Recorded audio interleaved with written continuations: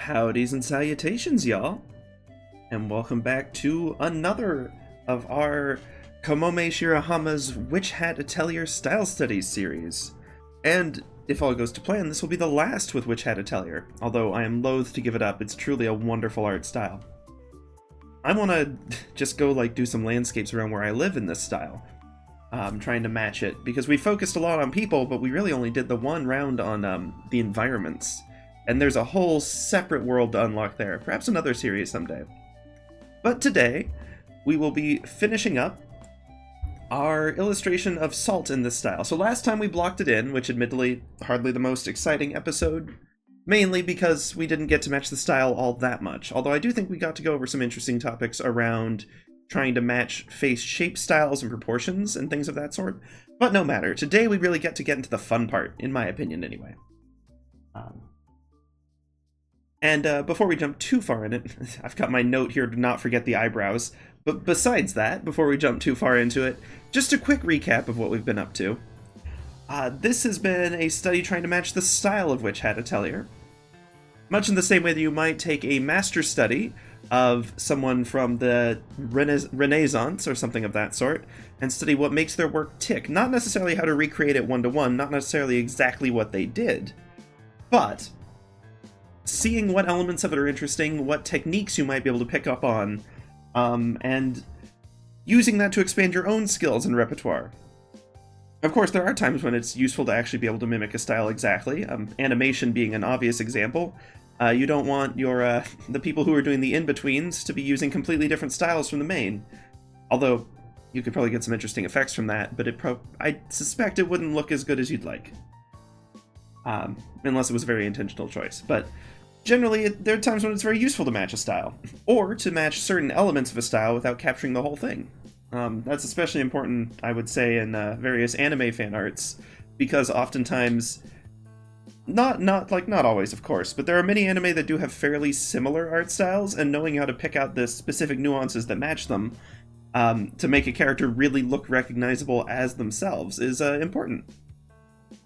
Of course, there's also many that are very experimental, and many that just have different styles of their own. That's just the way of it. That's the nature of the art form. So, I figure we'll do a quick recap over what we've studied here.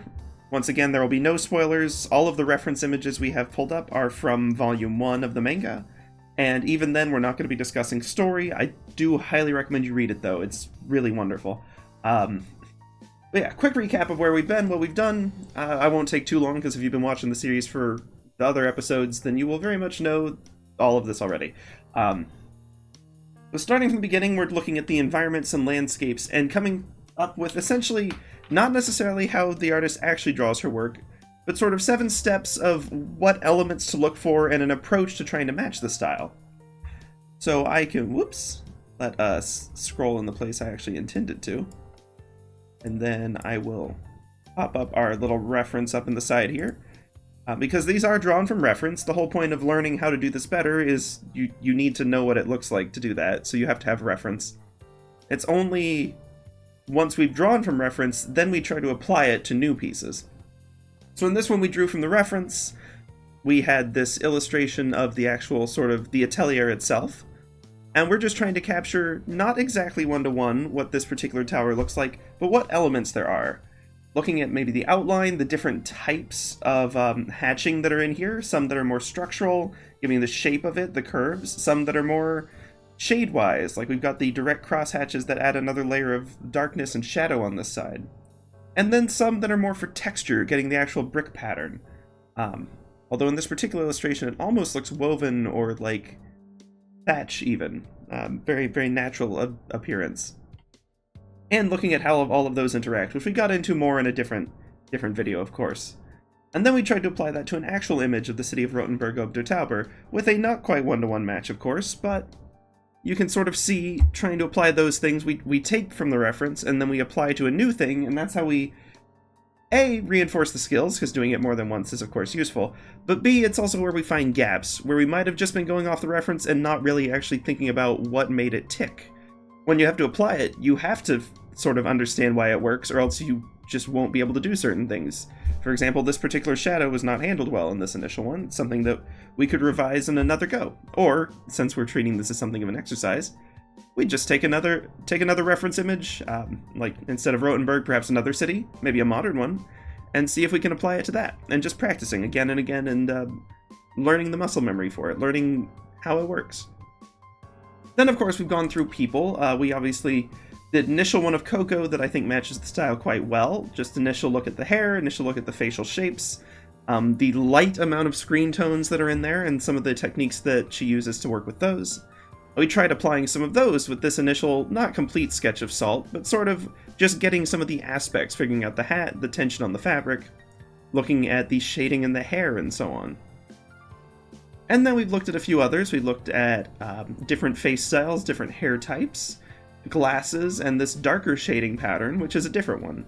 This is something that I think is worth noting whenever you're doing a style study, is if you just look at one reference and practice like on one image, all of your attempts are going to look exactly like that image. And maybe with that artist style, that's correct, and they really do have a very, very consistent way that they illustrate characters or places. But in practice, it usually helps to get a couple of different ones. The more variety, the better. So you can see, well, you'll just be prepared for more situations. It's true of almost any art thing, really. If you can practice in more different scenarios, you'll be ready for whatever scenarios come your way. We also looked at level of detail, which I'd love to do more of in future streams with different styles. And how they illustrate a close-up face shot that's the focal point of the image versus how they illustrate someone in the background who may not be the focal point, but you still need to get that emotion across in just a few lines without it being so busy it just becomes a blob. And of course, we've done a little bit more looking at profiles, trying to, once again, just reinforce the face proportions. And that has led us here to our final piece. Salt is not a character from Witch Hat Atelier. Salt is one of my own characters that we're just using as an example here.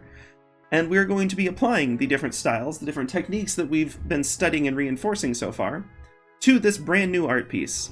And if you've seen Salt's reference, you'll see that not a lot of the stuff from it... Salt doesn't even necessarily provide the details that we would want in order to really apply this style. What I used to do, and what I would probably recommend in general, when you're just doing this, is look up actual references of people, like real people, and see if you can illustrate them in that style. You don't have to match their exact appearance one-to-one, but just generally can you convey them in that style. I used to do that a lot when I was studying styles, everything from Teleperte to Owl House, a couple of webcomics I used to like. I still like most of them. May have to dig some of those old sketches out. But that was basically the process. Do a couple of different illustrations from direct reference, getting different characters at different angles, and then have a go at actually illustrating based off of just actual people. Can you capture the right elements to make them fit the style while still being recognizable? In Salt's case, the challenge is that her art style is actually fairly comical and... not comical, not funny so much as belonging to a comic, which means that we don't actually have some of the details that would be useful, actual face contours and shapes as opposed to the abstracted ones, how the hair would move with gravity as a reference and things like that. So it is worth thinking about what references you want to use when you're actually applying this. It doesn't have to be completely from thin air. Very little art actually is. Certainly you don't want to copy and mimic, you don't want to steal work, but the idea that you can't have any influences is just as silly. So that's what we'll be doing today. And let me just take a sip of water before I jump into it, because I've already been monologuing and we're only 10 minutes in. So, yes, we'll have to remember the eyebrows. We'll also have to remember to break up the hair a little bit, but I think that this is a nice base level to work off of. We sort of know the shapes of the elements, we know where they're going to land, we've worked out the angle of the face to be just about right, and the hat is just about correct. It's a little bit off. I won't lie, it's a little bit off. Let's see, we'll stick with the same microns that we've been using. For next style studies, we may use different ones, or we'll use something that'll fit the that particular art style better. Let's see. There we go. That seems like it. Yeah, vanishing a little better. Good.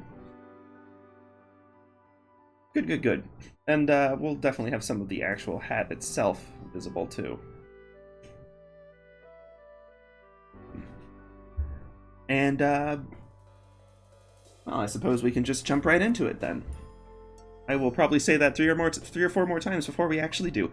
But what I am going to do on our reference is, at this point, we've pretty much got salt in place. Like, we're not too worried about matching the design elements of salt of our person reference, so I'm going to go pull up a style reference. Let's get this really bold, like, this one, because it's a very bold shot. It's part of a more grand view. And that means that it's large, it's got a lot of good detail, so it'll be an excellent reference for us. We still may want to pull up a few of the others on occasion, just to compare shading, because I don't believe they all have the same elements here, and so it'll always be worth comparing. For example, this one just has a little bit on the nose, as opposed to the full cheeks and shadow. Context and scene are always important for lighting, but we're not digging into that so much today. Perhaps something to dig into with the next styles that we do, which I'm kind of debating about which one to do next. I'm torn, because there's so many series out there that have amazing art styles, but I also want to pick a series that, A, I can actually get decent refs for, and B, I actually enjoy, because I don't want to have to immerse myself in the world of a series that I don't like. I think that's fair. That's a fair request on my part. But, I'm going to make the audacious claim of calling this layer final and hope for the best. If you've seen my streams before, you know that's probably not not actually going to be the final layer, but that's okay. We can even... Probably don't need to lower the opacity much. Like, it's already pretty light line work. I don't want to do that on that layer. Okay. So then, let's begin with the order. I do apologize. Unfortunately, with my streaming schedule, I do 2 days on and then 5 days off, just because of the way that work and social events and all of that jazz lines up. Which means that, like, getting back into the groove of something that was technically 3 weeks ago when we studied it can take me a little bit. I definitely recommend when you're actually practicing to not use this schedule if you have the ability. Definitely, like, consistency is very helpful.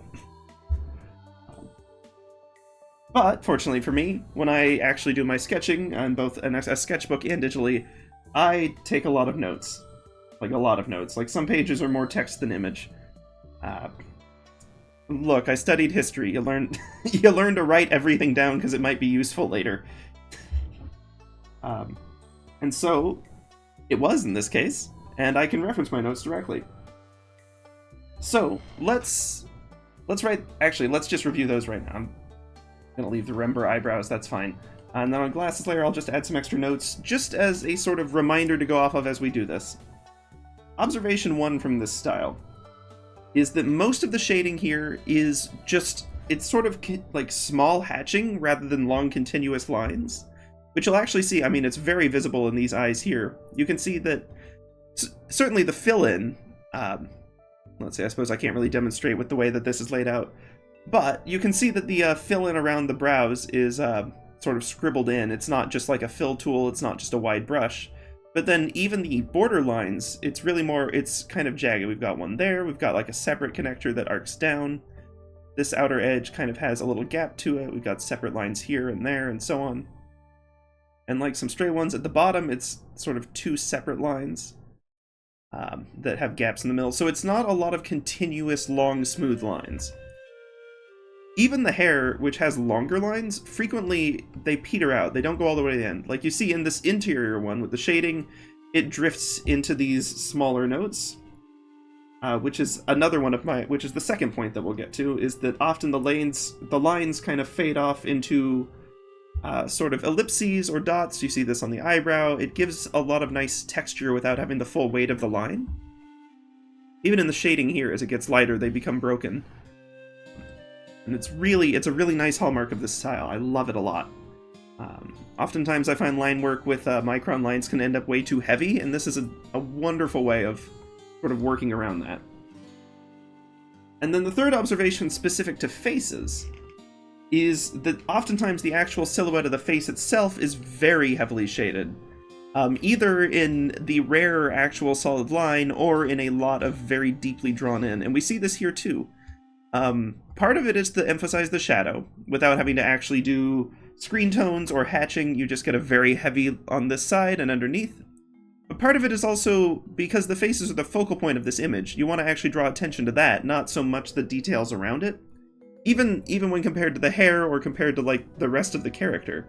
So Kifri, too, despite being at a different angle, has this same very strong outline around the face and chin. And then the lighter interior lines. And you'll see that as a trend throughout pretty consistently. Here we've got it. We've got this one. I believe we have it on Coco here, even though there's, like, not much shadow, like, not a ton of shadow there. Like, you see what the actual shadow would be here, where there'd be some fading into light, but this line stays solid so that the face is very clearly contrasted against the much more detailed hair that potentially the face details could get lost in without this harsh edge. Even here, we've got this line, which, once again, it matches the shadow, so it doesn't stand out too much, but it also gives that little extra oomph to really, like, make the face stand out. So it's definitely something to remember. It's not 100% universal, but you see it in most situations, where most of the line work in this tends to be smaller hatched lines. The faces almost always have strong borders. So we'll sort of keep those in mind as we're going through it. And you can see even the hair that doesn't break up, like, these look like long swooping lines, and they are, but they usually don't go all the way to the end. Like, they sort of collapse into each other, especially when the hair is like this. Even the silhouette lines, as soon as they escape the actual silhouette, they tend to fade and break in a little bit, just so that it's not overwhelming. Like, you don't want those hairlines to become overly dominant. And it gives them a little more believable texture, because hair is not usually actually separated into a bunch of very distinct chunks. You're not going to see a lot of people looking like Goku unless they've actually styled their hair to match. So, with that in mind, let's start with the outline. Let's start with the silhouette. Whatever. We won't worry about the notes on this. I'm just gonna clear those out. I've got them written down on my end, and if you'd like to see them again, of course, feel free to rewind the video a little bit, just a couple moments ago, and I'm sure that we'll talk about them again before the night is out. I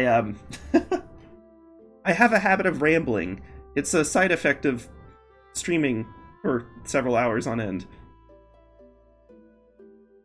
And of Toastmasters.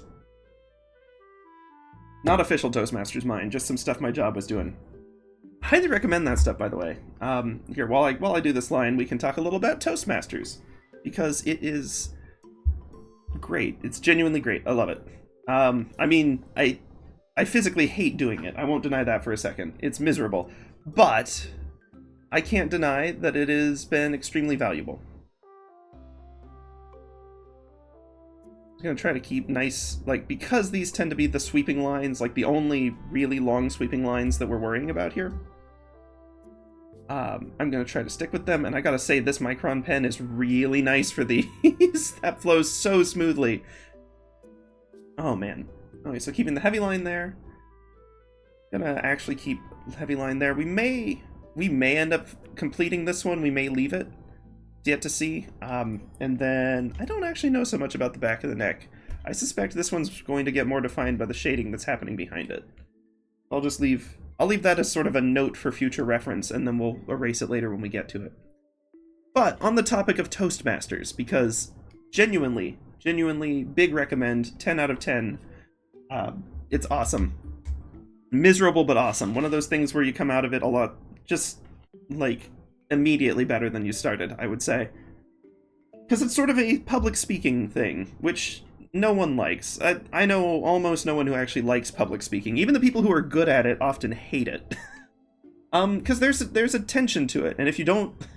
And the overlap between people who have to do public speaking and people who are adrenaline junkies is definitely there, but it's not, it's certainly not everyone. So,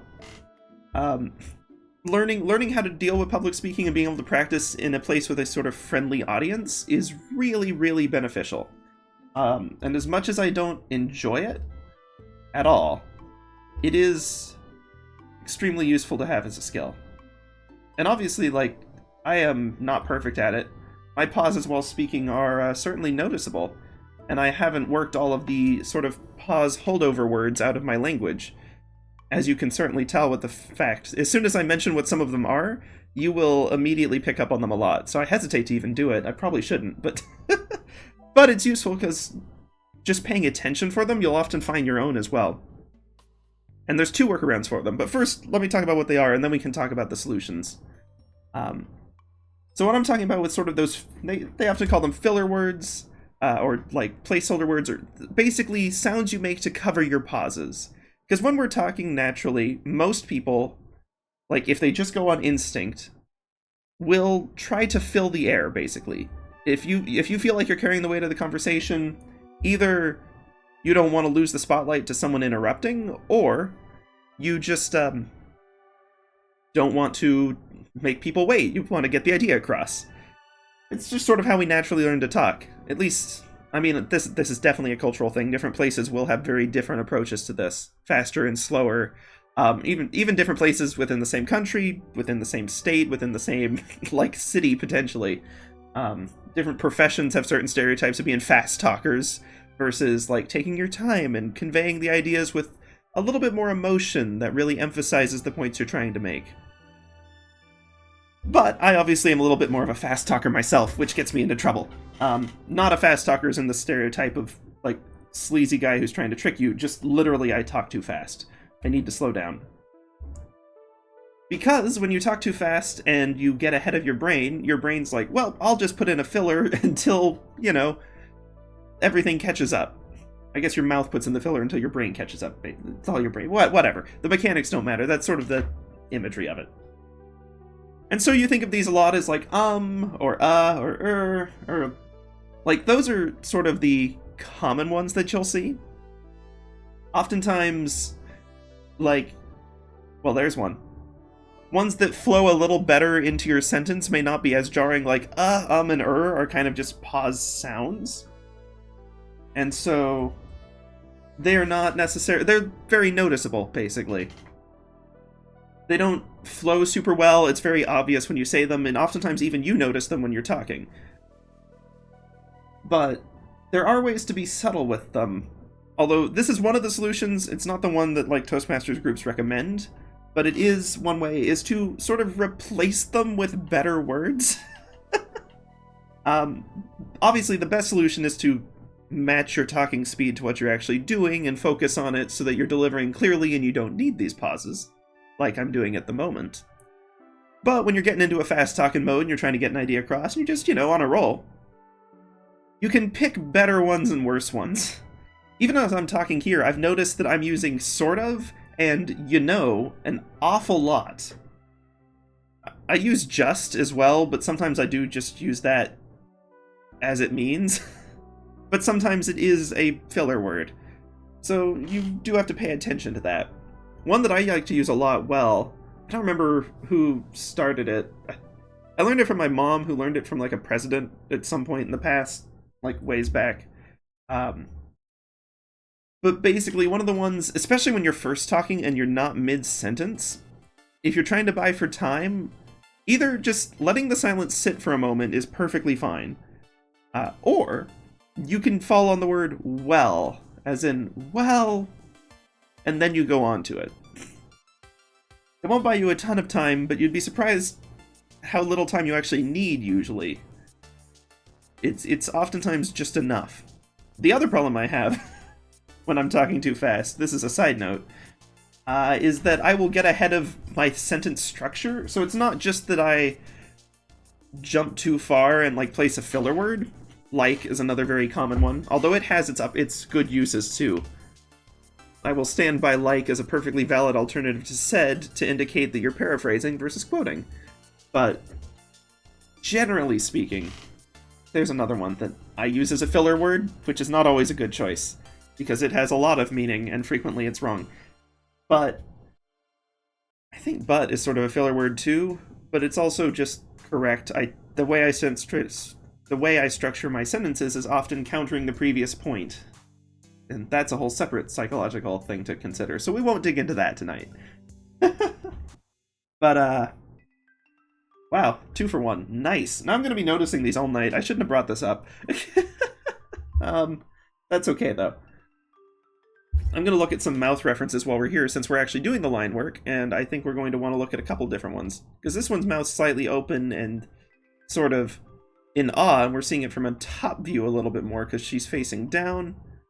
Might be a suitable reference, but we'll look at some others too.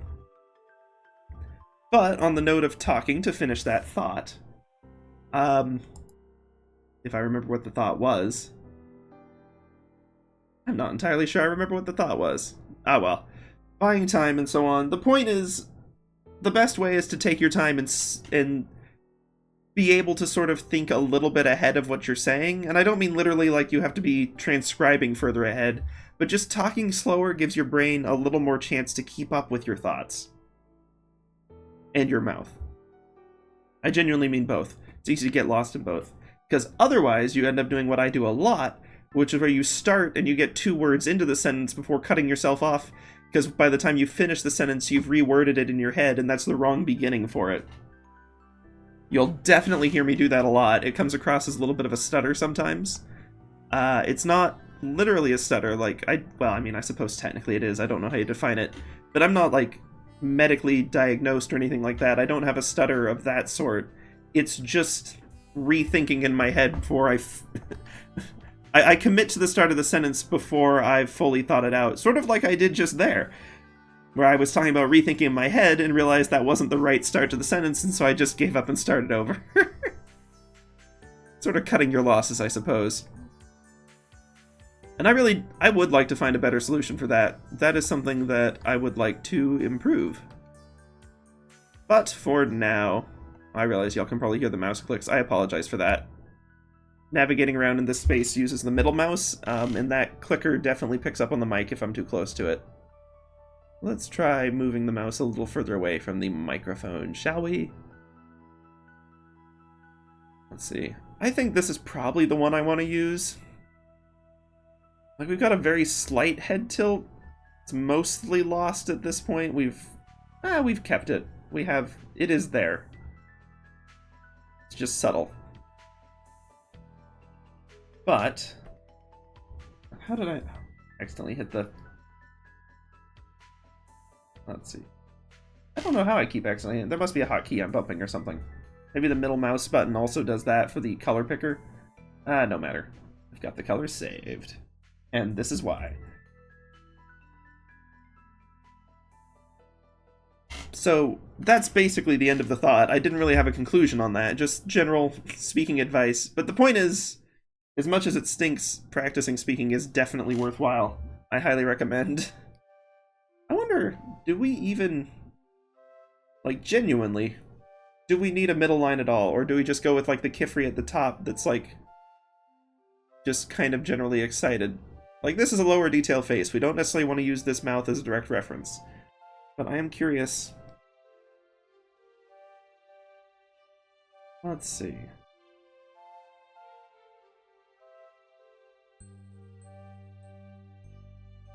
Yeah, let's clean up some of these lines a little bit. Loving the vectors. Probably a good chance to talk about the vectors.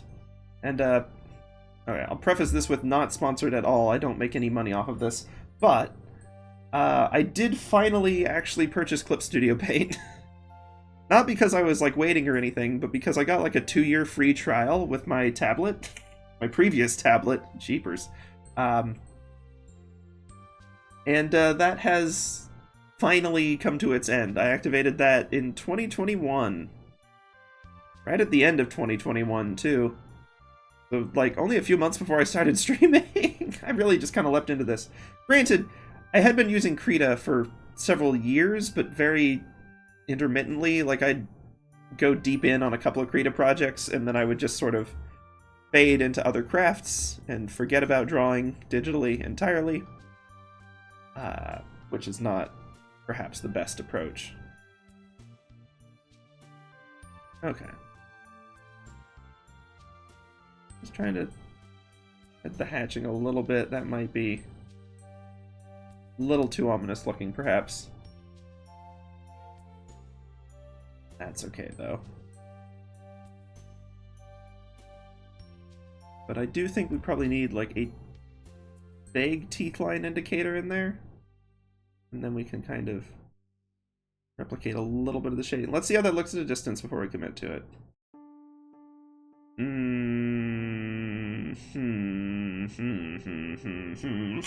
No.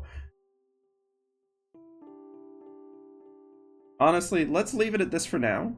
I'm going to mess with the line weight a little bit. I think we want this to, the actual like silhouette of the mouth to have a little more of a punch to it. Nothing crazy, just like a little bit more. And I'm going to stick to sort of the shorter strokes, which won't be crazy visible in the final thing, especially when I'm doing some of the vector cleanup. But just to try to match the initial style a bit more too. We'll come back to that if we need to. Just like we might add a little more detail to the nose based on different refs or things of that sort. But for now, let's get back into our full view, and let's focus on other things. Because there's a few things. I'm not going to get into the next shading yet, because even though we are on this final detail stage, it is still smart to work from general to specific, so let's get things like the border silhouette sorted out. Let's get general shapes sorted out, like the actual like components of the hair, the chunks, if you will, before we're doing individual shading inside of them.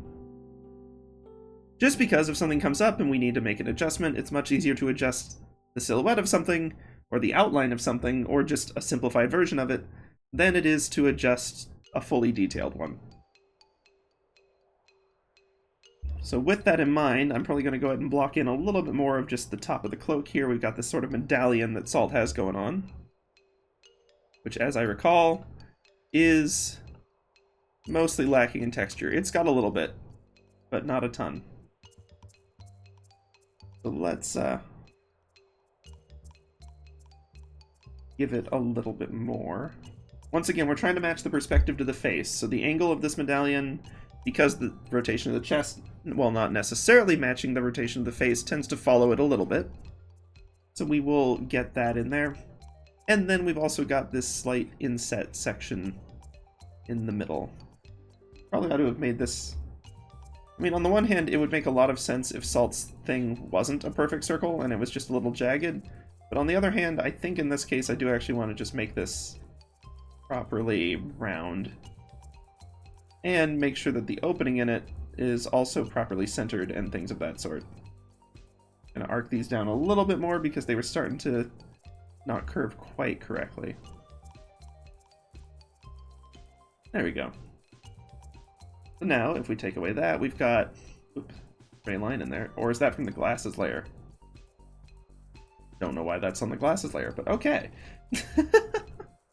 And so, see, I'm going to get the silhouette for that object first, or silhouette's not the right word because that would be filled in, but the outline, the general shape, and then we'll come back in and really, like, I'm still matching the line work, because at this point these are all lines that will be in the final piece. But we're going to do it one step at a time, just like we did with the buildings. We're going to start with these outlines, get stuff in the right place, get the right line weight to sort of show the importance of the object. For example, we've got the face outline is much heavier than random little side details. That way the eye is drawn to the right place and not just overwhelmed with a bunch of detail at the same level of detail. Then we'll start to look at contours or hatch marks that kind of give form and shape to objects, and then we'll dump into more of shading and texture. So it's sort of a order of operations here. At least I recommend. Again, it's very likely the artist herself does not follow this process. You may yourself find a process that you prefer, but this is what I generally recommend when you're trying to break something down and see how it works. Working from the general forms to the specific details is handy, just prevents a lot of rework. And it's a nice way to sort of break it down, because oftentimes when you're looking at a new art style, maybe not at this point when you're applying it at this stage, but especially at the start, it's a lot. There's a lot of different stuff to take in. Oftentimes, even simple art styles have a lot of cleverness going on behind the scenes. And that can be overwhelming. So focusing on one piece at a time, I find helps when you're actually like in the process of breaking down the style as well. Let's see, I'm going to try to find, we've got this, we've got these really nice high detail ones. Let's look at how they're actually getting the flow of the fabric a little more, because as much as Salt having these really bunched up cloaks has been stylized basically the same way every time I've drawn her, why not think about other options? Think about a little more of a natural flow to it, perhaps. So let's try getting a little bit of actual, like, texture going on this. See if we can't. That kind of looks like it's actually stitched, though, and not just folded over. That will look too repetitive and will appear intentional, almost like pleats. So perhaps... Part of this is just the nature of Salt's cloak, to be fair. But we can try to get a slightly more raggedy... Not raggedy, but naturally bumpy pattern to it, because that's what clothes tend to actually have. Fabric tends to fold in on itself, especially the higher the drape the fabric, the more it's going to flow with gravity and possibly, like, layer over itself and twist in interesting ways. Which means that for our silhouette, we may not want completely solid edges here. Or not like the solid, like, tiers that we've been doing for Salt. Instead, we may want, beep-a-doo. That's technically also me buying time with a filler word, but beep-a-doo is also just fun and indicates I'm thinking, so it's not one that I'm looking to fix. Let's see. I may... Got a couple options. We could actually give it like a little bit of depth here, technically. But the problem is that that edge ends up looking a little too rigid. So we might end up needing to break it up a little bit more. This falls back into the using smaller strokes rather than long, winding ones. Can be an intentional style choice, too. For this particular element of the art. You have the fabric or the texture, what have you. And this is where my doing steps in order thing breaks down a little bit, so I recommend a little bit with a grain of salt, because even when you're doing them in order, you still have to kind of keep the other steps in mind at the back of your head. Like, you want a silhouette, but you don't want the silhouette to be so bold that it completely disrupts the other pieces. Like, if you're doing a Christmas tree or something, you shouldn't do, like, a really hard silhouette and then do all of the nice little, like, line work and branches and stuff going in, because the silhouette's going to dominate it completely. And you're never going to be able to appreciate the, like, nuances of what the actual edge of the branches should look like. If you were really getting them all sort of together and sorting it out. I mean, this is just, like, really loose hatching, but even then it still looks more believably like a sprig of holly or some such. Whereas if I had, like, tried to do...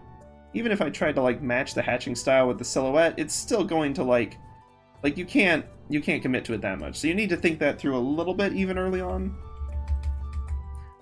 And this is especially important for, like, you need to keep shadows in mind, because there's some lines that you're going to want to have just, like, taper out completely when they get into the light, and there's some that are going to vanish into just a solid black section in the darkness. And you're going to not want to waste a ton of time adding detail where it won't be visible, or adding lines where you're going to need to remove them later. So, it's not the end of the world. Obviously, you can just go through it step by step, and that is a perfectly reasonable approach. But you'll find that as you sort of get the hang of it, either that particular style, or just this process of studying styles in general, you will find that it's useful to not commit entirely to the stage you're on at the expense of the others. Just keep the other ones in the back of your mind a little bit.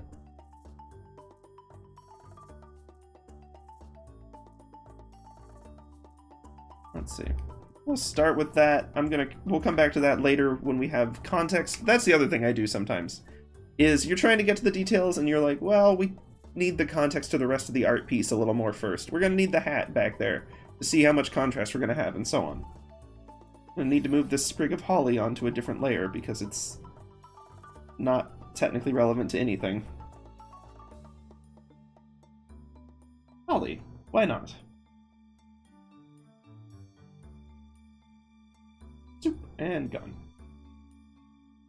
That is one thing that's nice about digital art that you can't do in physical art, is when you get on those side doodles, you can also put them away. You'd be like, okay, we're done playing with this for the moment. I am also going to Not quite as high of a line as the last one, like we're not going on the 80 that we used for that, but I'm going to at least get something definite in there. We'll go back to the 30 that we've been using, and we'll continue working our way up. Now, let's see, I've been hesitant, but I think we ought to do the glasses next. Because normally I would say let's do the eyes, because it's actually finishing out the face, the glasses are an accessory. However, glasses affect how the stuff behind them looks. Now, what we should do before we commit to that is actually check the style to see, does the artist actually involve refraction and reflection when she's drawing the glasses? Do we see stuff get varied slightly by the lenses? Or do we not bother with that detail? And again, if you're doing this as just kind of a free form, then just pick whatever you like more. But if you're doing it as an exercise, as a way to really learn the style or practice new techniques, even if you don't want to commit to this style, I'd say it's better to stick with what they actually do, even if it feels simpler or it's leaving out details, because sometimes the details you leave out are as important as the ones you put in. Throwing everything into the pot tends to muddle things. So let's see, in this one, hard to know if that's a full continuation, but it could be, in which case we would have slight refraction there. However, I'd like to find something that's a little more definite. Let's go to those more dedicated Kifri illustrations, shall we? Okay, no details behind that one at all. Likewise, we've got this one. Ah! Well, now this makes me wonder. That really makes me wonder. Okay, hold on. Is that the last? Yeah, okay. So I'm thinking we probably don't have a lot of refraction in here. However, depending on how we interpret this little section here, this could actually be the edge of the eye, because this lines up fairly well with this actual, like, upper eyelid, and either possibly eyeshadow or just perhaps Kifri just needs some sleep. Because I think it's just reflections, because you've got a matching one on this side, which wouldn't match the same way with the different orientation of the eye behind it. And you've got this that's more of just like a loose like just a general, like something's glinting off of the glasses line, as opposed to a specific thing behind them. So I suspect we're actually not going to be looking at refracting light too much with this particular style. Part of this is just the nature of Kifri's glasses are small enough that they rarely obscure the eye. Once again, we got another one of those ones where, like, is that a little bit of the eye continuation? Like, matching this? Or is it just the light that's reflecting off of it, and so you're not going to be able to see all that well behind it anyway? I don't think that there's any other good ones hiding behind this either. So, with that in mind, I think we're going to go probably no refraction. I'd say it's 50-50. If you really want to do the refraction, you can do it. And I do really like refraction. But for the sake of staying true to the art style as best as I can tell, then we're not going to be doing any of that this time. There can always be a next time. That's an important thing to remember with drawings just in general, is there can always be a next time. This doesn't have to be the end-all be-all perfect piece. You don't have to, like, think for hours or even just minutes on which specific choice, which option you want to pursue. Like, just do the other one in the next drawing. And if you're worried that this is the best drawing you've ever drawn and you'll never match it again, if you keep doing drawings, I bet you will. If you stop at this one, then yeah, it will be the best one you've ever drawn. It'll also be the last one you've ever drawn. But if you're not planning on it being the final one, then, you know, you can leave some for future you to work on. Okay, let's go back to that side view, though, because it does have the best side edge of the lenses to go off of.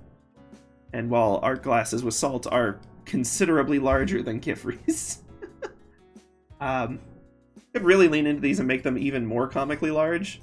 That might be a little much, but then again, especially with more cartoon styles, leaning into and exaggerating is kind of the bread and butter of, like, really making stuff pop. So, we could, but I'll be honest, the biggest thing right now is we're focusing on the style more than, like, the overall finished piece. This is an exercise first and foremost, So I was literally just talking about not getting caught up in big decisions. We'll draw Salt again, and I sincerely hope that we'll draw in this art style again, because it's really lovely. And I'd like to work some of it into the way that I myself do more line work and illustrations and such. Not an exact mimicry, of course, but the way of fading off lines, their approach to reflections and such, is stuff that I'd like to build on.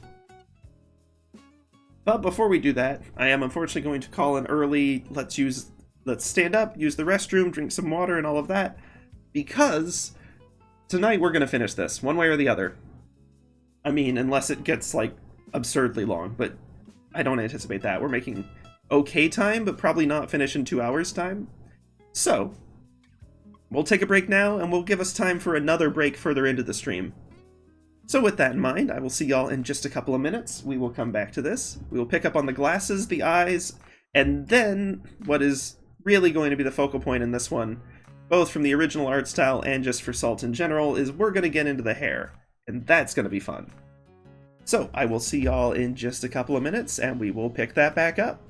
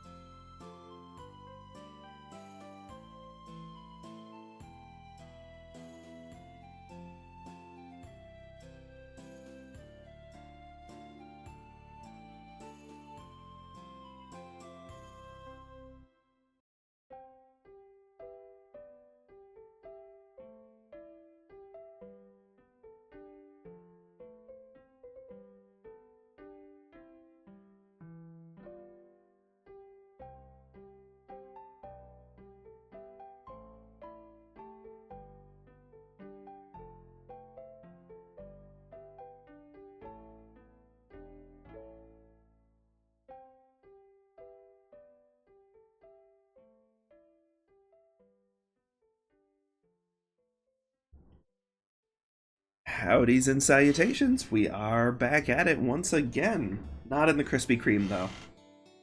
Be kind of fun. Just go to a Krispy Kreme and try to draw all the funky donut processing things. But that's for a different day. For today, we're just going to try to stay hydrated and keep on moving and not get too caught up on silly little things. Now, the silly little thing I have been getting caught up with, and I'm probably just going to dunk some of these lines. Actually, the easier way is to hide the underlying stuff and then dunk these lines. Because I like this one. It gives the proper width for the glass. I think that part's good. But we need to be focusing on the strokes and actually matching the original ones. And in this case, they'll be a little broken up, but we do still generally need... Oh, that's kind of interesting the way that she does it. Sort of like one continuous circle that shifts, like the actual border shifts from inside and outside depending on what side you are in. I'll show what I mean by that. See, this is what I mean. This is why it's still useful to have the reference open even when we're doing new stuff. And it's not a fully continuous circle. It goes to the connector and kind of gets lost behind it, which is fair. See, I don't wear glasses myself, so I'll admit I don't entirely know how the connector is supposed to attach to them, whether it's in front or behind or through. I would assume that it is generally like between the person and the glass, so the nose rests. I'm gonna look up a pair of glasses now just to be sure. More refs the merrier. But I'm not gonna waste too much time on this either. We'll just do a quick glance. See how the glasses work. Oh, interesting. A lot of them, the connector between the lenses is actually totally separate from the nose rests. That makes a lot of sense, actually. So that means that it looks like there's a lot of different varieties, so we've got some amount of free reign on this, actually. Kifries, for example, connect to that sort of piece that's flush with the nose and just pinch on, which is fascinating. A really fun way to do it. They don't even have, like, the thing that we need to remember over there. Although stylistically, in a lot of our styles, just leave those out anyway, because they obscure the face, and you don't want that. Alright, so that's the nose line. We don't want this to be too tangent with the nose line, or else it's going to confuse viewers. So let's just kind of do what we actually see in the reference here, which is just kind of do a separate line that picks up where it should be, and we'll lose the old one. Whoops. Undo. Save. Get onto the actual brush. Put a little guide there. I ought to go through vectors again. I know it's been a hot minute since we explained how the vector tool works in this, and it is pretty nice, actually. May not be a right now thing, but it's something that we'll probably want to talk about again in some upcoming streams, because I know it's been a hot minute since we've gone through that. Let's see. I still have this perpetual urge to, like, clean up my line work, and it's not that important in this particular case. Part of the beauty of microns and of this style.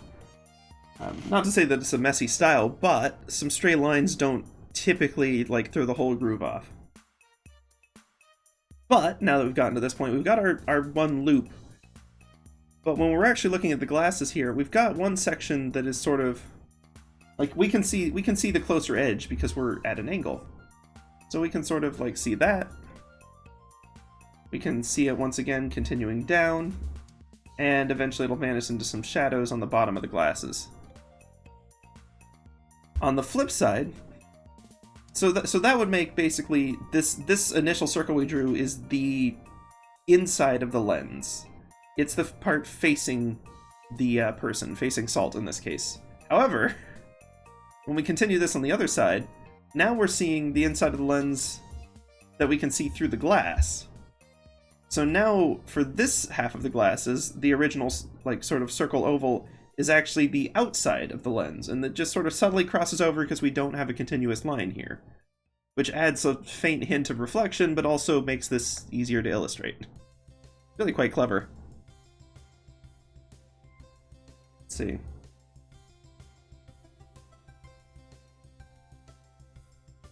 It's also not a bad way to think about lenses, because you could technically just draw, well, not as messy as that, but theoretically, to, like, an oval, like maybe one's less bad than this, and then a smaller oval inside of it.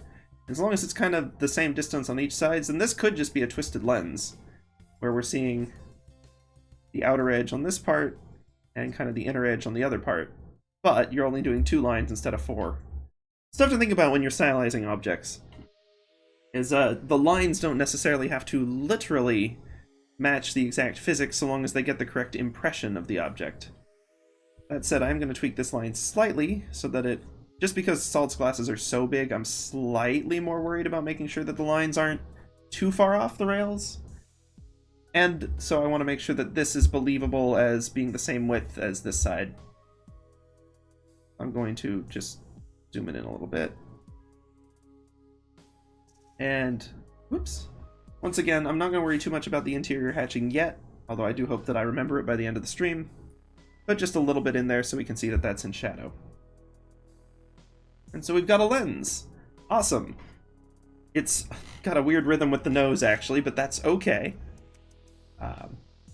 We can sort of work on that with the nose bar here, which we can try to refine a little bit more, although, again, we don't need to worry about it a crazy amount. But being able to get a clear layer thing here will help make the nose slightly more distinct. And if the glasses are slightly hovering above her face, then that's a-okay. I'm not going to worry too much about the actual, nose guard. It's not an important detail here.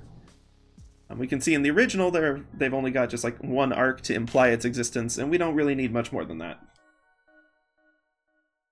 Now the challenge here is going to be roughly matching the circularness of the other lens. We could always copy the other lens over, but with this particular kind of line work, I think it would be noticeable, genuinely. Just because having these loose breaks it looks like the actual natural flow of the pen when you're just kind of drifting it across the page. And if they're exactly the same on everything, then suddenly it feels constructed and fake. You lose a lot of that sense of authenticity of the stroke of the line, basically. Which is not something that you want to do. Okay. Got that. Let's see, because I don't want to just do a separate circle like this. Because that, well, A, it sort of implies the lens weirdly, but also, I think that I'm going to try to just be continuous off of that one, basically. And bring it in. So not quite following the same technique we used last time, which is fine, because you don't have to follow that for every lens. And it will give a little bit of variety between the two, while still allowing them to be the same shape and size that we, need for this to actually believably be a pair of glasses. In Kifri's case, this doesn't matter at all, because one of the lenses is darker than the other. So you already get that nice asymmetry, just because those are going to be shaded completely differently. You wouldn't even be able to tell if the border lines were the same, although they're clearly not in this case because of the break, which is good. But even if they were, most people wouldn't notice, because it's so clearly definitively different in other ways. Okay. The bottom of this is a little too flat. That works.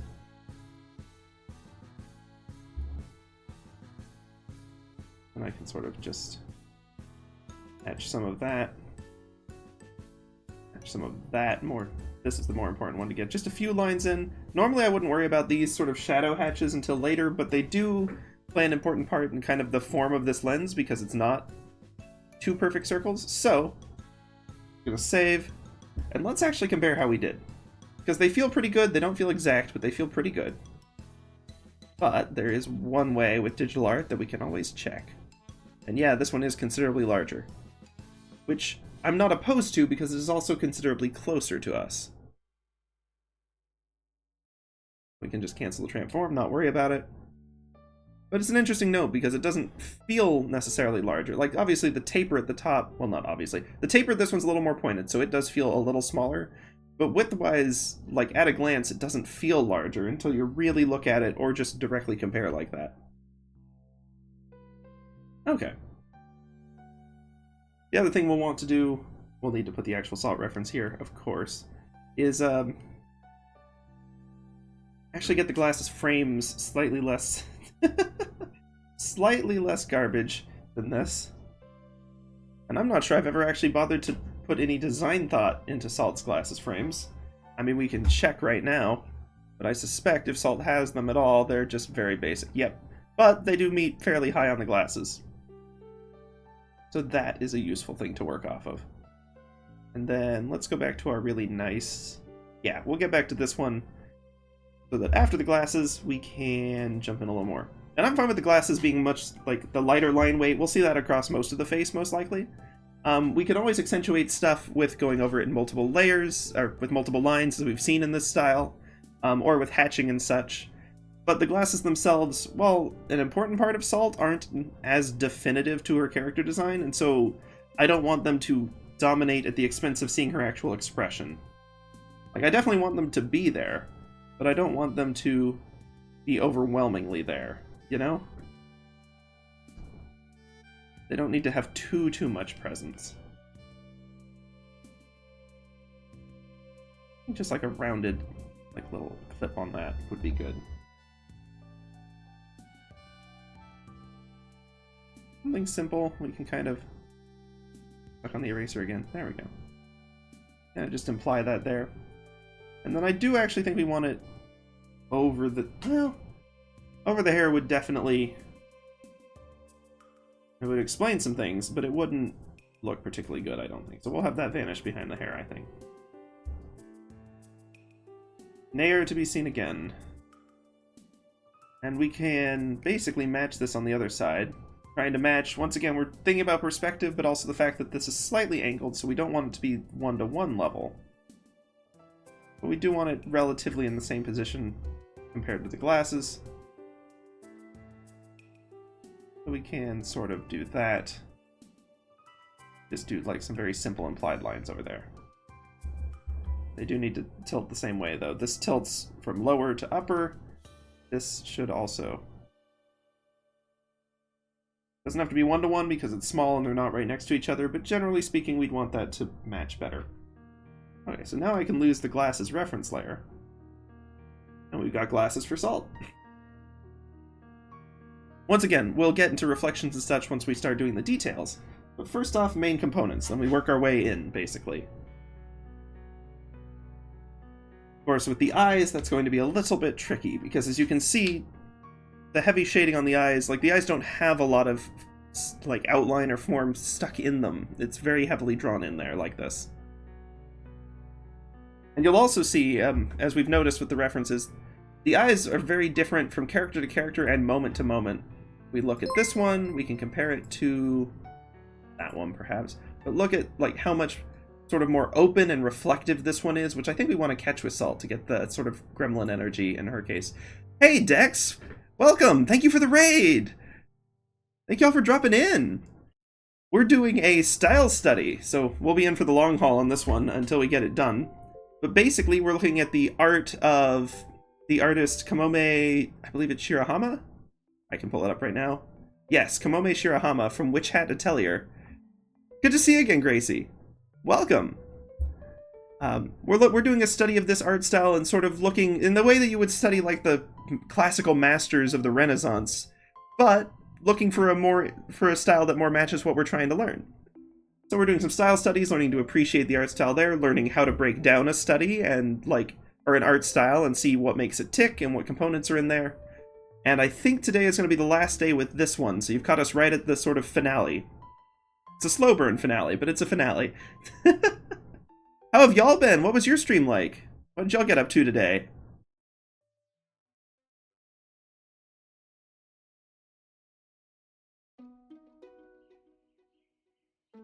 Let's see. I'm just gonna... Did that have a line at all? Anyway. I'm going to keep working on the ear here.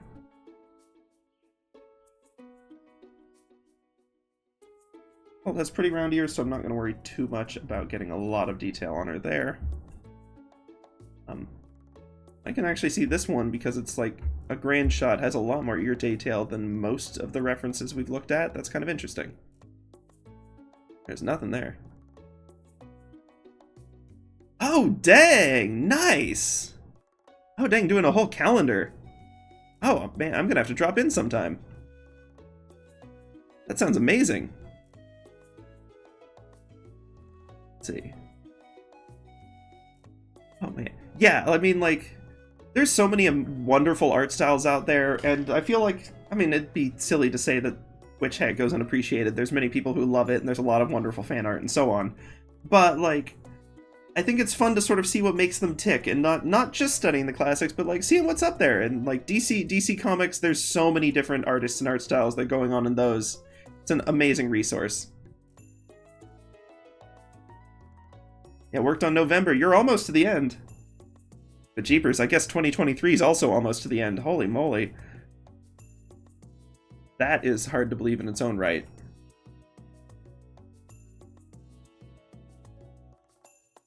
Let's go back to our big ref.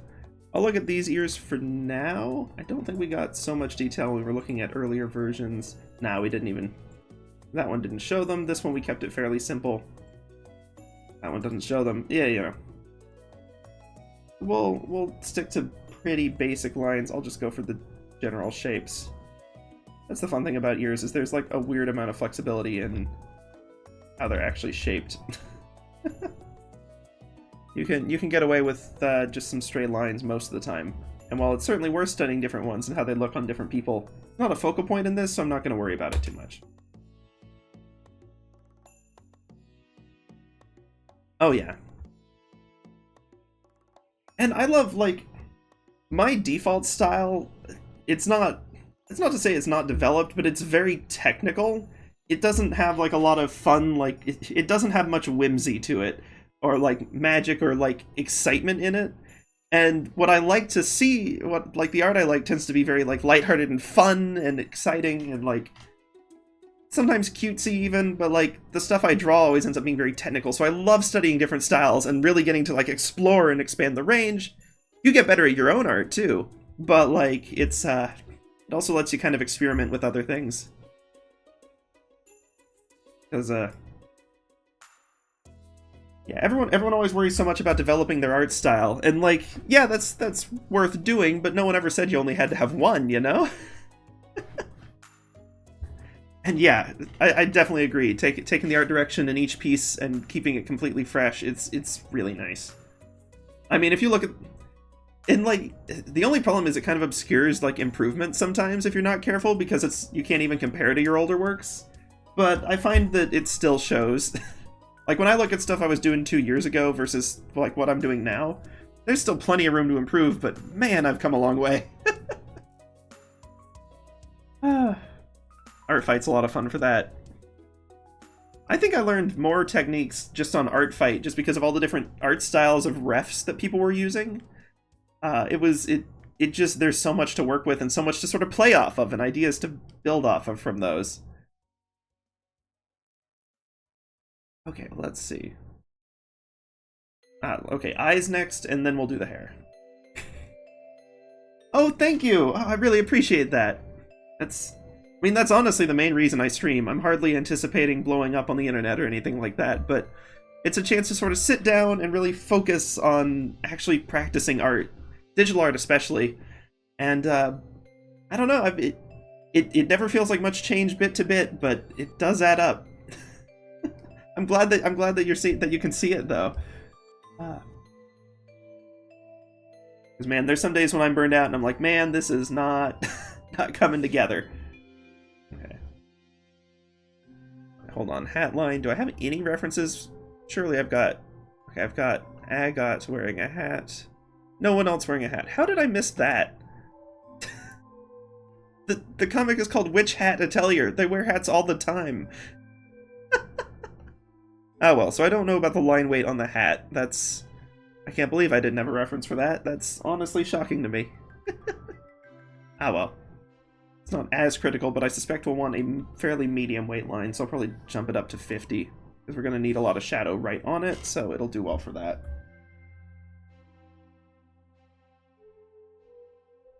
Once again, we've sort of seen with the style, less one long line and more kind of broken up ones, so we'll leave it like that for now. Drop back to our 30, get back to the eyes.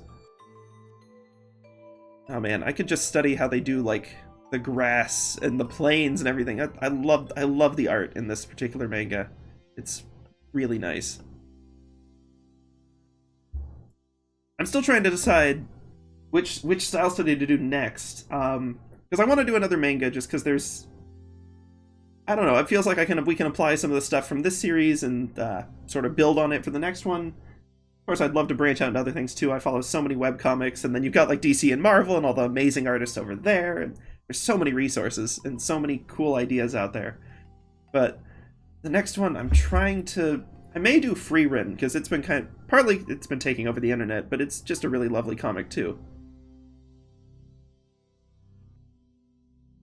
Yeah, the ink work in this one is just gorgeous. I had just started using micron pens a little bit. Like, I'd been fairly hesitant with ink until recently when, I don't even know what the breakwork was. I think I literally just went to a park and I happened to bring one of them and I was like, I can try this. And it's not what I expected.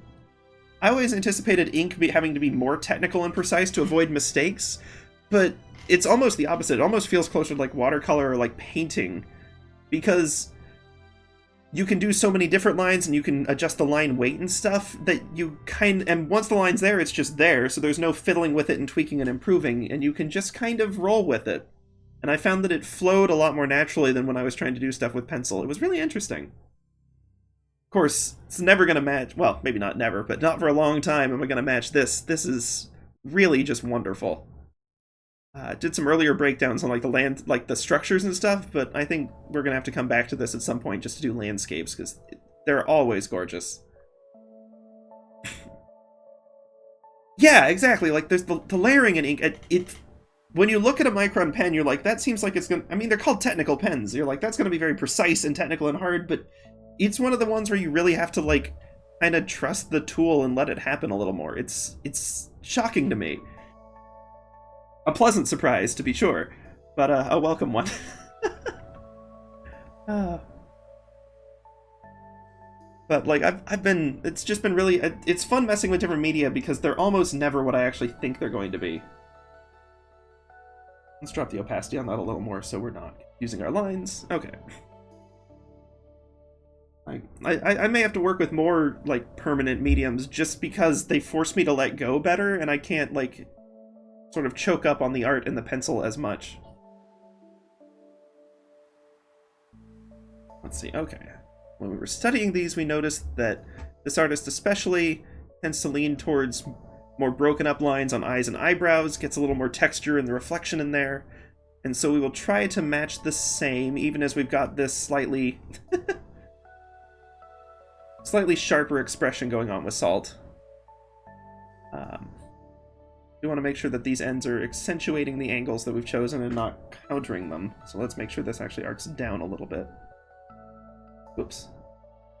Got on the eraser again. I need to work on my setup so that I don't have my hand off the keyboard so much. I always lose my place. It's hardly the end of the world. Like, I don't mind it that much, but it is kind of funny how often I hit the wrong keys. Like, I type for a living. Surely I'm better at that. Oh, hey, Demon! Welcome! Thanks for dropping in. We're doing some style studies, so it's sort of like what you'd think of as a master's art study, where you're looking at like one of the classical artists from the Renaissance, except we're looking at more contemporary artists, and trying to sort of see what makes their art tick, practice how to observe a style and break down what components are in it so that it's not just overwhelming, and then seeing if we can apply it and actually do something in this style, or at the very least in something similar to the style. So it's been a lot of fun. We've been doing this particular style for a couple of weeks now. We've done landscapes, looking at some of the structures. We've been looking at different character faces for more direct reference. More direct reference, of course. And then now we're trying to actually apply it. So this is not a character that happens to be in the actual story, but we're going to see if we can apply what we've learned and make something that fits the style. Oh, dang, yeah. Anatomy's a whole separate, wonderful little puzzle. I find it's fun in isolation. Like, when I'm doing just, like, exercises on learning it, it's like, oh, this is kind of neat how all the muscles interlock, but then you try to actually apply it to a drawing, and you're like, oh, no. Oh, thank you. Yeah, I've been trying to mix it up. The problem is this isn't, well, not an old OC. Well, I guess she's an old OC. I've had her for ages. But I've never drawn her in like a realistic style, so the closest reference we have is this really, really cartoony one. So I'm trying to sort of find a happy medium between the more realistic style that we're actually studying and this super duper cartoony thing. Yeah, and Demon, I'll have to check out your art on the server. It's so fun seeing the art sharing. I need to get back in the practice of sharing the art. I'm so bad about that part. It's not that I'm like embarrassed about it. I'm just lazy. I don't want to like go on all the different places and be like, hey, let me post it here and here and here. Oh, don't get me wrong. I love the original reference too. Like, yes, yeah, avoiding the humanoid stuff. No worries. I get that too. Yeah, no, I love Salt, and seeing where Salt was, like, Salt was the first thing I drew on stream, and seeing that illustration compared to even just this one, and then where we're looking at now, it's... We've come a long way, but I'll still always love this more cartoony style. Oh, thanks for following! Yeah. Definitely stick around. We'll be doing style studies for a while on this channel now. We finally finished an art piece that I spent 53 hours and 8 months on, and, decided that maybe we needed to not commit to giant long-form drawings for a little bit. And this, I think, does more to improve my art than a single big piece anyway. Oh, I mean, you want Salt's background? Salt is a lot of fun. So, I know a lot of people do Dungeons & Dragons OCs, but I'm usually the forever Dungeon Master. Not forever, but I'm usually the DM. Which means that all of my OCs are like NPC characters, and some of them like never even make it into the stories. So Salt is like a little child that, like, they basically... The players don't know where she's from. She just sort of shows up sometimes, but because she's got like one nifty magic item that lets her teleport a little bit. And she basically just shows up and aggressively tries to sell them things. A little bit of a gremlin, very good at accidentally setting stuff on fire. But generally, like, well-intentioned. And, like, I have a lot of fun with her. And I've accidentally enabled my players to do a lot of dangerous things because I keep selling them random objects, and then they buy them, and then they break puzzles with them, so that's on me. It's fun, though. It's a lot of fun. And, you know, now that they've reached another stage in the campaign where there's a lot more danger in the world, they're sort of keeping their eye out for her, so I'm having to plan the next encounters with her, make sure that there's some interesting stuff going on, maybe meet some of her classmates and things. But her main gimmick is that despite loving magic and wanting to be a mage, she has zero magical ability whatsoever. She's just very clever with other either contraptions or brews or finding items and different things like that to still be able to get around and act like the magic and sort of simulate it, but she doesn't have any stinking skill with it at all. The players did try to teach her at one point, which could have gone better. Oh yeah, actually trying to draw the gore and have it be realistic, that's a whole separate challenge to draw too, because that's, like, you do normal anatomy studies, and you need that as a foundation, but if you're trying to actually draw gruesome stuff, you're going to have to, well, look up some fairly gruesome refs, I would imagine. Or at least facsimiles. I'll admit I don't have much experience in that world. I tend to do more cutesy fun stuff myself. Although I guess there was... I can pull up... Let me pull up Mikola real... I don't know why I'm opening the internet for that. I'm going to pull up my files. So here's the... I'll find that drawing that we spent forever on. Exports... I'm sure I've got Mikola in here somewhere. Yeah. So this is the one that I spent ages on, because I spent so much time trying to study composition and references, and, like, finding, like, references in Elden Ring for this character and all of that. So it ended up being a very, like, grim, dark, like, darker piece, and I spent a stupid amount of time on it, but I'm pretty happy with how it turned out. Thanks, yeah. This one was mostly, ended up being like a really, really strong shading study, which I hadn't expected, and a little more on composition, which was fun. Oh, Guts for Berserk. Gotcha. Well, to be fair, if you're drawing Guts for Berserk, you may run into the other kind. Yeah, no, that is a very line-heavy art style. That's one I'd love to study, I just don't know that I have the guts to actually read Berserk. Thank you. Yeah, the color contrast, I spent so much time on like the grayscale version getting it worked out, and then the actual colors were like really quick and simple what we went with, because the values were where most of the energy went. It was fun. It's a really fun piece. And maybe they'll release the DLC at some point. We'll actually see this character in the game. Yeah, it was nice to meet you too, Demon. Have a good one. Let's see. Oh, yeah. So there's... Speaking of not being consistent in my own art styles, that doesn't look anything like the Salt illustration, but but it's fun. Oh, man. Berserk would be such an amazing style to study, but... Oof. I try to stay on more family-friendly stuff, and Berserk is anything but. I'll have to look at it. I'll have to see if I can find some good references from it, because I do love Dark Souls and all the stuff that's evolved from Berserk. Yeah, see ya! Have a good one!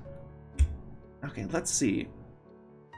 I know I've called for very big eyes here, but I didn't give myself much more detail to go on beyond that. Let's aim for... Going off the ref, we can go for a slightly smaller pupil, probably, and like aim it slightly off-center because it's implied some of the eye is covered. I'm never good at eye proportions on like normal things, and then with anime and manga styles, they tend to be so exaggerated that it adds a whole nother layer of challenge. Okay. Other thing is reflections. I don't even know how much reflection will be there, what with the glasses. Like, they'll probably catch a lot of it, but if we're thinking about light sources... Based on this style, I'm going to mostly go for a head-on light source. That seems to be what they lean towards most of the time, unless they're showing a specific... like, exaggerating something specific with the shadows. Like, with this one, they're leaning into the shadows more, and it's not quite direct-on lighting, because it's... you know, not a friendly, happy, like, default scene. It's the character's introduction, and they're trying to set her mood. Whereas this one is a moment of wonder, so it's very, very light and bright and exciting. And it's outdoors, which helps with the flat lighting, too. We'll lean on that for now with Salt. I don't think that's something that we want to necessarily be experimenting with too crazy wild much right now. Oh yeah, the other thing with Salt style is she's kind of got like a little bit more happening there, so I may try to, while matching the sort of scratchier line work approach, work with that a little bit. And basically, I need more parallel really if we're gonna. We'll kind of do the same heavy hatching, almost so much that you can't tell that it's hatching, which I shouldn't do quite this early, but. In this case, it's useful for, like, actually getting the form of the eyes in here. Okay. We get just kind of the general shape of the bottom edge of the eye. And then internally, this eye is pretty far from the nose, so I don't want to lean in on this edge too much, or it'll be a noticeable gap. So instead, let's focus more on the iris and the pupil here. The iris being, expect mostly fill it. We can give, like, I'm gonna go with the default glint on this one where you just got it kind of in the top right here. And I'm not going to worry too much about matching that one exactly. It's, as much as I love to get caught in the details and actually try to think all of that through, I'm going to mostly stick with our ref for this part. Ah, okay. Interesting note on this one though, from the ref. We've got two options here. This one is just the curves are kind of following wherever the reflections are in there. This one, however, we're definitely getting a little more, like, the hatch work. It still follows it, but it's not all symmetrical. So I may try to vary that up a little bit more to stay truer to our reference here. We've got kind of the shape there. Kind of hatching it down. And kind of just a loose definition there, and then filling in some of the darker parts as needed. With like a little more definition on the edge. I noticed this pen, when you get too maxed out, it does kind of get a weird texture on it, so I'll have to be careful with that. Let's see. I do kind of want this to actually... Let's, oh, that's... picked up the background color again. This is why I keep my color palette handy. Sort of hatch more along this silhouette that we've defined. Keep the hatching pretty tight at first. And kind of loosen it up as we go down.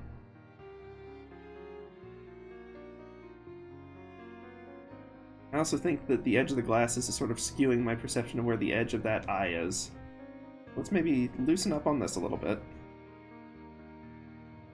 Getting bogged down in the details.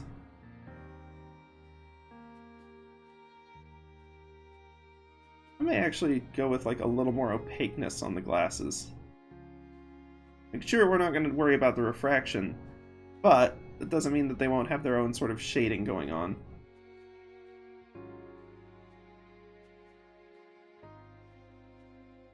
Then inside the pupil itself, we can look at these. We can also look at Kifri, who has a slightly more defined one. Very simple. Like, Kifri's is just, you've got your iris, you've got your glint, and then you've got the pupil, which has a little glint inside of it, too. Done.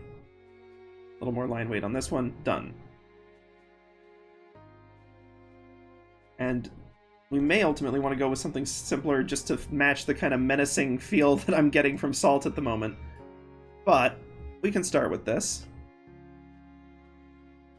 Once again, there we go. Once again, we want this patched over almost to the point where it's like not even clear that it is hatch marks until you get closer to the edges.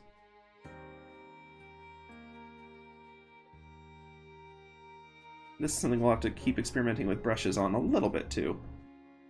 The Technique can always cover where the brushes can't, but it's nice to have a brush that plays nice with what you're trying to do. And also to have maybe made the irises slightly smaller, but that's okay! Can match the general pupil shape. I think the main thing was just making sure we've got the reflection kind of like a counter reflection, it looks like. These pupils are technically... Well, I'm not going to get into the anatomy of pupils right now. That's definitely not relevant, but sort of capture something there, and then kind of have some lines that follow along the outer border of this to keep it more defined as we hatch in on it.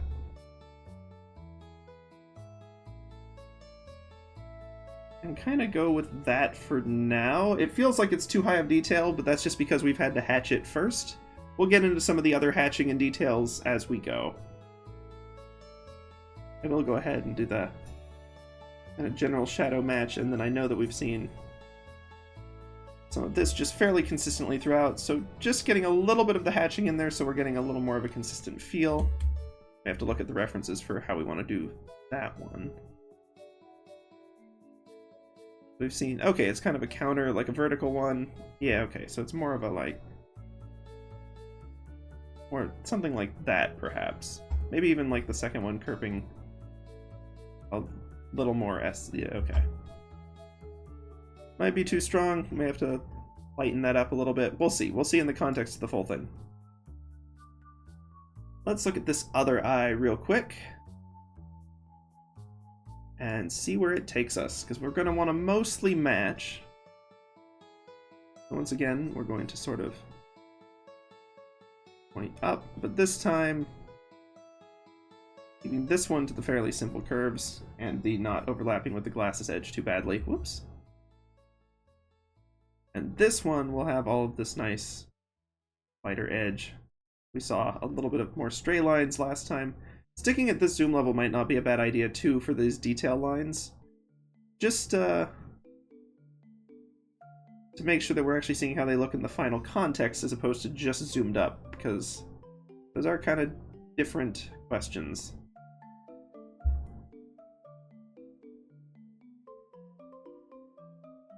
Okay, and then once again we've got something kind of like this where I can hatch out from it, hatch down a little more, kind of fade it out, not worry too much. We may have the hatching a little heavy on the other one, which is a-okay, we can work off of that. There. And the pupil, once again, I'm going to have a fairly heavy line for it, but not worry too much. I've noticed one thing we see a lot in this artist, I observed this way back when. I think it was on the first stream even with just like the building structures. Oftentimes you get like these sort of double lines where you get a curve And the way the curve gets texture is it's just a little bit doubled back on itself, and it gives it that depth without needing too much detail, and not so much detail that it would distract from the whole composition. That's what I'm kind of starting with here.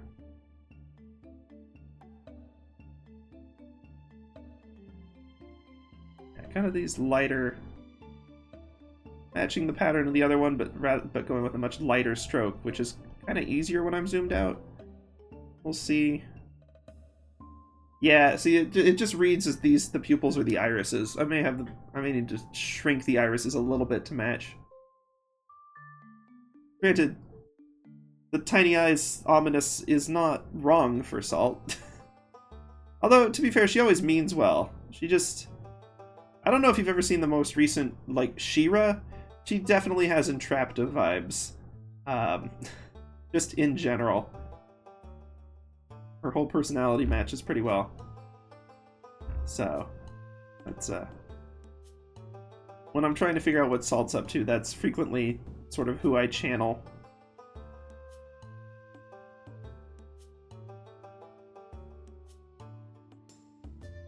Let's see. Digital art does make this part a heck of a lot easier, though. That looks a little less ominous and a little more believable. So we'll start with that. I feel like these two lines are being like a little too much, so let's like make them less heavyweight, perhaps. And then, I left that note right at the start to not forget the eyebrows. See, remember eyebrows. Left that last stream so I wouldn't forget. Yay, welcome back! Long time no see! Okay, let's look at eyebrows real quick, though, because I mean, some of these are going to be obscured by bangs, but we should still have them. They're pretty important for the expression. So...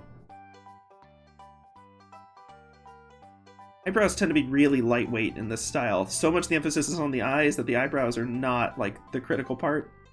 Not at all. So, like, one stroke with, like, a little bit happening there, and then, like, the kind of patented taper off that we've seen. May want to curve these, like, a little bit more, though. Yeah, it feels not quite matching the mood. I'm actually going to dig out one other reference. I know that I sketched in eyebrows a little bit when I was doing the title card for posting this yesterday. Just as like a real quick pass. Didn't mean to open the whole thing, but there we go. We can look at, yeah, just really loosey-goosey on the eyebrows. And for heavier line weight contrast on some things with this was just real quick sketchy. Hey, no worries, no worries. Any consolation? Most English speakers aren't particularly good at English either.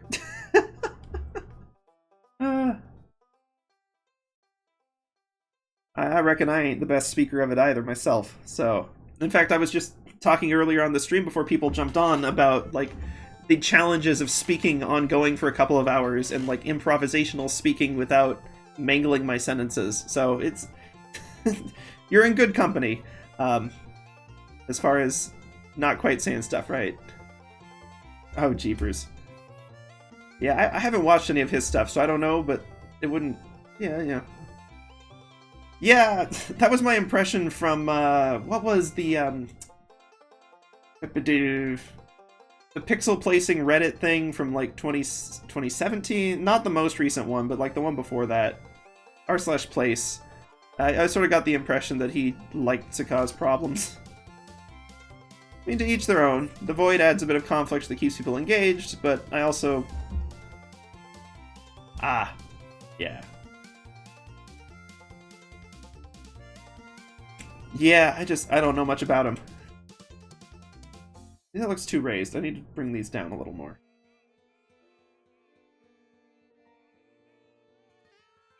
There we go.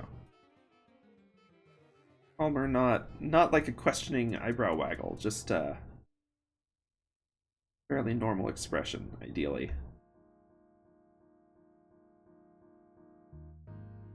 Has his own language? I mean... It is interesting how flexible language is.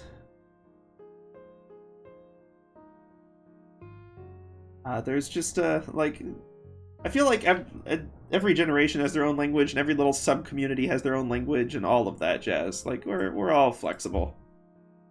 We're not like France, where they've got a group that's actually, like, trying to maintain the purity of the language. English just does whatever. Oh, yeah, ooh, a jester. Well, that's certainly timely right now. I mean, the amazing digital circus is still wreaking havoc on the internet, for good and for bad. So jesters and clowns are very much in vogue at the moment. I'll have to check it out after stream, because I'd love to see it. Okay, moment of truth. You've gotten all of the other details and procrastinated as long as I can. It's time to do the hair. Actually, there is one more detail I can sort of do. I'm gonna go back to our reference down here. It's like a smaller one though, so it's not gonna have quite the same line quality that I might want, but let's think about the hat brim a little bit. No worries. I figured it's not a one-to-one with Pomni. Like, there's a million different types of jesters and clowns and everything. I'm not saying that you have to be doing digital circus fan art. I'm gonna go for a slightly heavier weight line, maybe to the 50, just because this is not going to have a lot accompanying it. But I do know that it probably won't be continuous. Just based on what we've seen. Down a little more so that it matches the curve on this. And comes out the expected place down here. We'll start with that.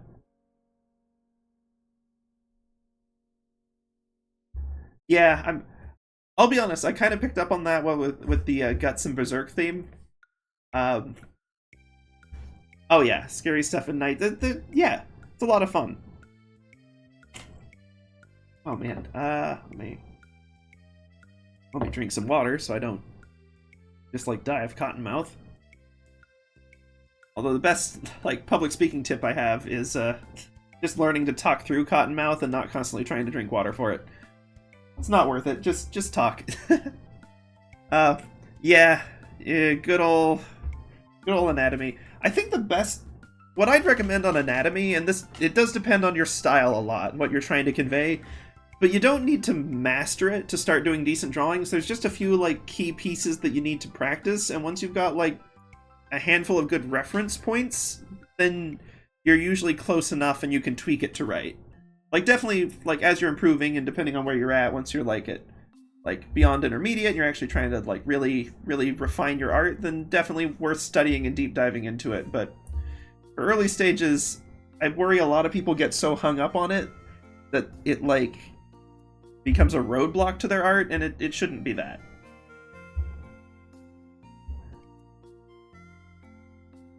Okay, well, we'll texture that later. The point is,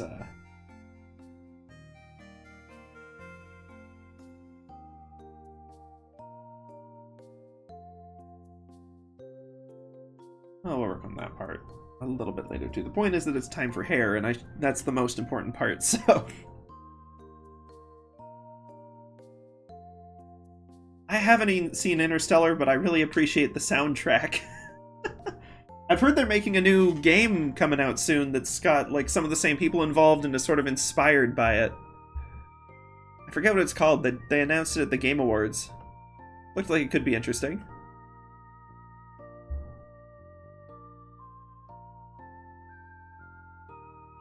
You want to know the reason why I haven't seen Interstellar? And it's embarrassing. It's very silly.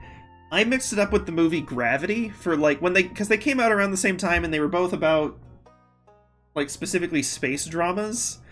And I saw the trailer for Gravity and thought that it looked just super not my thing, and so I just didn't watch it, and then I learned later that it wasn't the same movie as Interstellar. I was like, oh, oops. No, I don't mind spoilers. For some reason, spoilers rarely hinder my enjoyment of things. Like, knowing what's coming doesn't make me enjoy it less. As a kid, when I was reading books, like, especially when I was like in that kind of young adult, like mid-teenager era, or like early teenager, where I wanted stuff that was still kind of cheery, and like it was at the height of Hunger Games and things like that, where there were a lot of really, really kind of... There's some that were insightful. I think Hunger Games is actually a fine book. But there were also some that were just morbid for morbid's sake, and I got fed up with those. So I got in the habit of, like, reading the last page of a book before I started it. And so I'd see the ending and I'd be like, okay, I'm intrigued how we got to that point, and that actually would make me more excited about reading it. Ooh, where they enter a black hole. Ooh. Oh, visual, like, I'm gonna have to check that one out then. Because there's a lot of interesting stuff you can do with light reflection and refraction and, like, artistic creativity around that. That sounds like it could be a lot of fun. A lot of fun. I'm actually going to look at Kifri's hair when planning out the back of Salt's. Because Salt is going to have a similar sort of... I'm going to outline some chunks first, and then we'll probably revise them a little bit.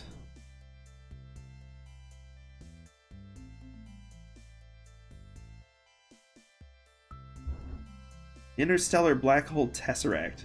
Okay, I'm gonna look that up on my phone right now, because that sounds really cool. Still have glasses open from trying to look up how those worked. Interstellar Black Hole Tesseract.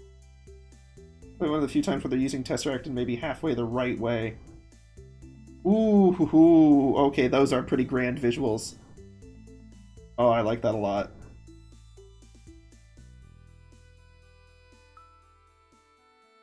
Oh, that's very cool. The black hole itself, of course, but then that sort of grid intersecting... Ooh, okay, I like that a lot. That'd be something worth studying stylistically. Maybe not with a pen and pencil, but if you're getting into 3D modeling and rendering or effects design, that would be a great style study. There's a lot to work with there.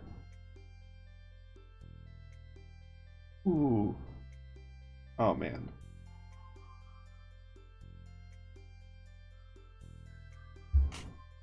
Yeah, there's some amazing artists out there these days. I mean, there always have been, but, like, it's really cool. The technology's at a point, and the skill in some of these industries is at a point where they're really able to make just amazing stuff. Oh, well, I mean... creative liberties. Yeah, black holes don't look like much of anything. That's sort of the point, is you can't really see the darn things. Yeah, spaghettification, whatever it's called. It's probably not a recommended approach. Okay, hold on. Let me look at Salt's ref, and then let me look at Kifri's hair and see if I can't find a nice balance. Because Salt's stuff just goes up pretty much immediately, but it's not arcing up from here. It's mostly... Okay, yeah, let's look at that.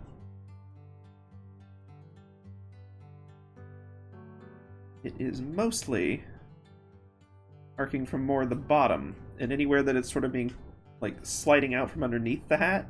We get this sense that it kind of curves down and then up, and I think that might be what we need a little more of. Okay. And, like, get some that are arcing more down in here, perhaps? Like smaller little sections, but really the bulk of it is going to be these upward arcs from underneath the hat itself. Which we don't want them to be exactly symmetrical, because that rhythm is going to look jarring. Oh yeah, there's a whole wonderful world out there in physics, and like... Man, I miss studying physics. Like, physics AP I had a really bad class, but just like baseline physics and actually exploring like some of the basic stuff, like how do harmonics work, and like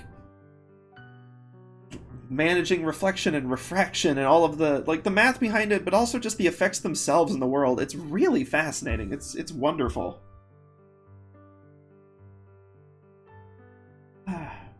Good times. And then I took Physics C Mechanics, and that was not good times. That was bad times. Bad class.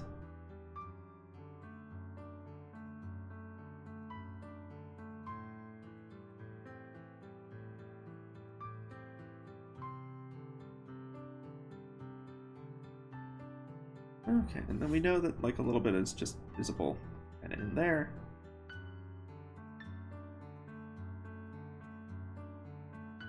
Okay. Oh yeah, I mean, I imagine that's not terribly hard to do once you get black holes involved. But even so. Okay, let's see.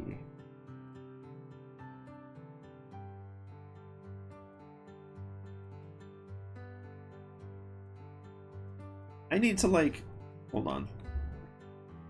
I'm gonna look at one reference for this one because I want some of these flowing hairs as sort of a reference for what we're getting here.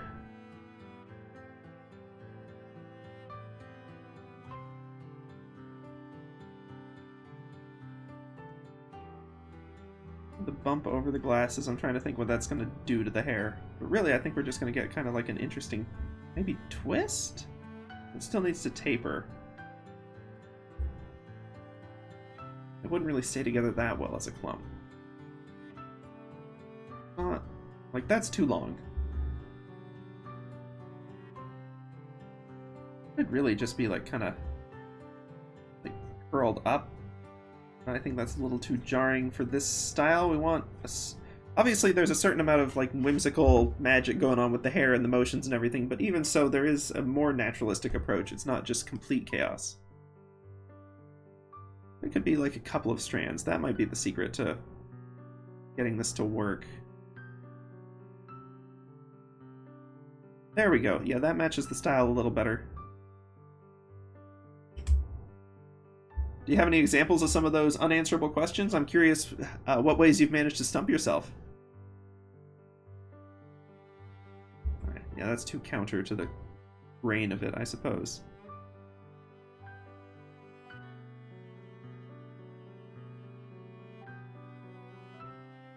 Alright, we'll get the details in there in a little bit. First off, I want to get all of the hair shapes sort of sorted out. Assault's got... I apparently couldn't pick a hairstyle for her because she's got like 3. Oh yeah, stinking pre-Big Bang, and they're starting to have theories about what happened before it, but like that is really cutting edge stuff at this point. Oh man. Yeah, there's a whole fascinating world to explore with that stuff. Okay. Fairly short hairs. And then we can actually see this other one kind of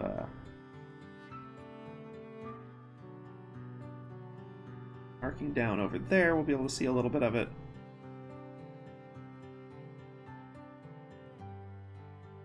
I'm trying to match the style of hairs that we've seen in reference, not the literal hair style, mind, but the way that they're illustrated, the way that they flow into and out of each other.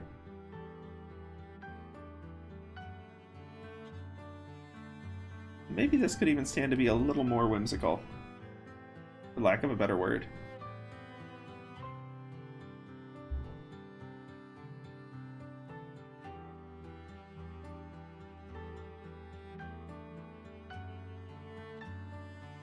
Like, really, to get some of the texture going there.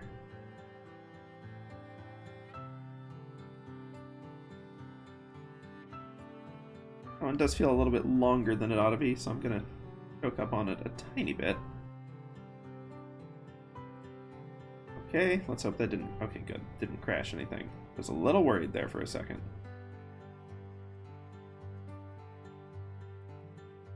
Okay. Let's just save, just in case. I always get worried when it starts lagging when I move things. Because I have had that cause crashes before. It's rare, but not a good time.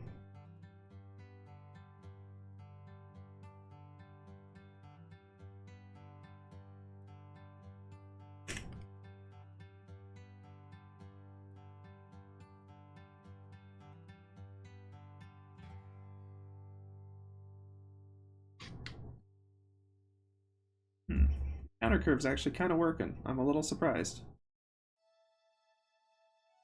Thought that might be a little bit too much.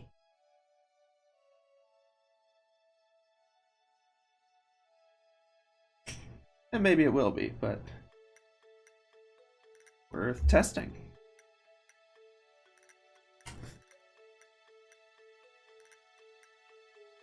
Good, still on the correct layer. So that leaves... Oh, that's on the previous layer, right? Yeah, good. That leaves the bangs, and I want to at least line up the bangs, and then we'll start working on the shadows and the contour lines to really make this happen. A physical dimension. Oh, dang.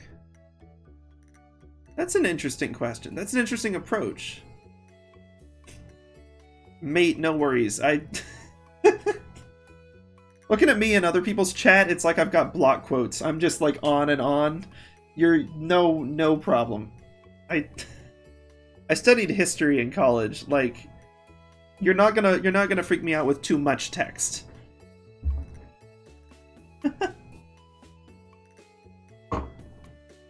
Yeah, I used to spend my days like reading medieval literature. I think we'll be fine. You can write as much as you like.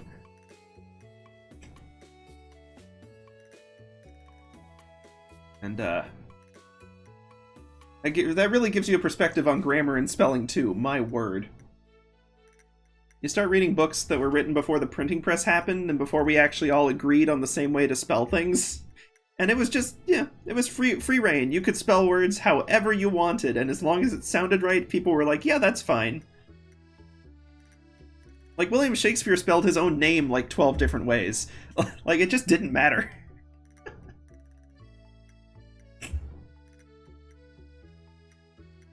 Which I kind of love, actually, but there are some perks to standardizing the spelling a little bit.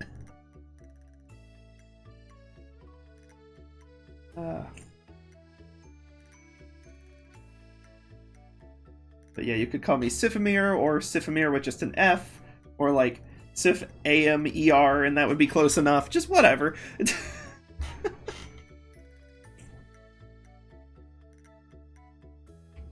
Oh, thank you. Yeah, the background music is from 2 games, both of which have openly said, hey, you can use our music. And I appreciate that a lot. It's from Stardew Valley, and it's from Passepartout. They're both a lot of fun. We played them both on stream in the past, and probably will again. Actually, I just picked up Passepartout 2, so we may have an interim for that at some point. Oh, the Middle Ages are fascinating. And don't let anyone call them the Dark Ages. That was literally Enlightenment propaganda about how they were so much better than the times before. And, like... it's not a term historians actually use, and it's... really what they were talking about originally was just there wasn't a lot written down, so we couldn't see in it. So that's why they were the Dark Ages. We couldn't see back to them. It's not that they're like, oh, people were horrible, and then magically the, Enlightenment happened, and then people were amazing. No. Yeah, the Middle Ages, wonderful. I mean, still a miserable, being alive was not a grand time. Diseases and plagues were even worse than they are now, and the warfare was basically constant, in Europe at least. Actually, being the Middle Ages in North Africa would have been real nice. Real nice. They had, like, hospitals and actually understood quarantine as, like, a thing you can do intentionally, and not all the people are sick, just lock them in their houses until it burns out. I know exactly what you mean. The Templar aesthetic is super cool. Templars themselves, not as cool. They were not chill. I guess it depends a little bit on the individuals. Like, we have some records of, like, Hospitallers actually treating people from, like, different faiths and backgrounds and sides in the battles, but you get, like, especially, like, the Templars themselves, and just like, oh, what a mess. I spent a little while contemplating an independent project on the Byzantine Empire. I ultimately just didn't have time to do it, but, like, reading the Byzantine writing and their opinion on the Crusaders and the Templars is really entertaining. Just a mess. The Crusades were a fascinating and very cool-looking, complete disaster. Ethically and practically. Okay, I'm gonna pull out my book for just a half a second here to find a reference of Riche.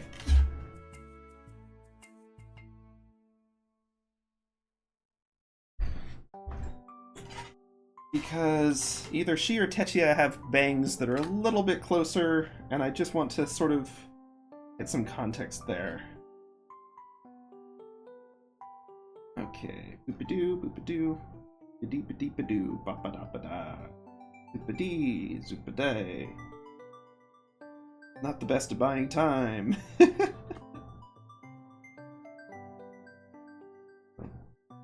There's Techia, and then, okay, Riche. Okay, fairly simple. That may be what we need for Salt, honestly. Like, I like what Kifri's got going on, and I may free-wing it a little bit, but yeah.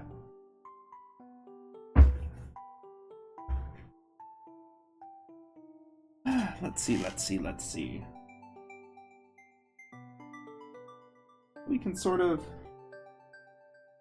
Yeah, so with Riche's, there's kind of a curve to the hair, and so all the bangs kind of got essentially this series of, like, lines like this, and then, like, a little bit more periodic, not this evenly spaced, of course.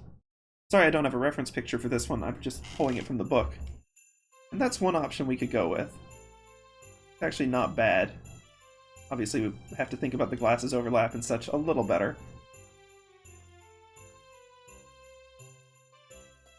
But, oh, I can't forget the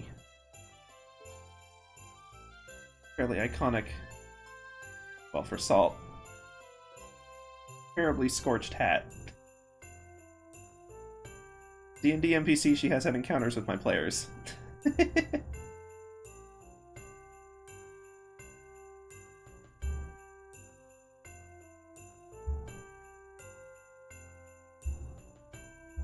We'll get the line. We'll get there. There we go.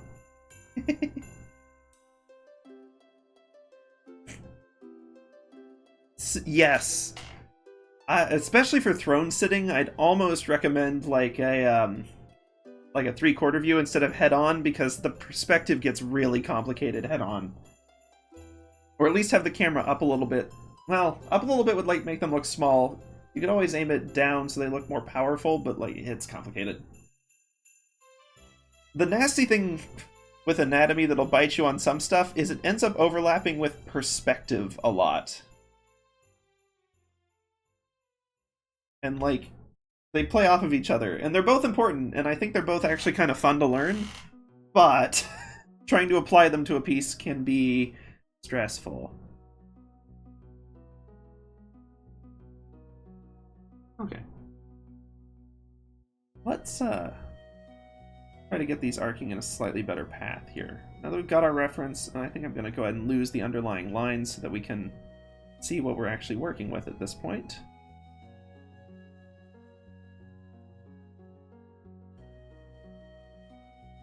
I want this to still match and look like the same type of hair. And I wish I did the glasses on a different layer now. Whatever. We should still have...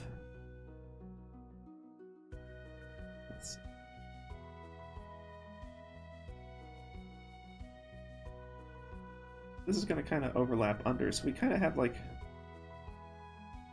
a few chunks that are going to be a little different.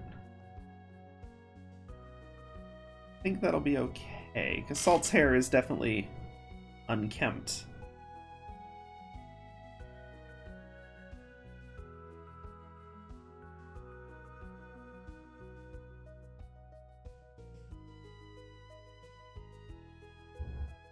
Two of these ought to point the wrong direction just in case, and then we'll kind of work with the line details to weave these in under the hat. And I think generally that's pretty good where we want that to be. And then we can lose the face silhouette here where it's not needed. Put it in the right place. Actually, hold on, let's... What is this? Is that like the outline of the hat before I knew where exactly the... Okay. Cool.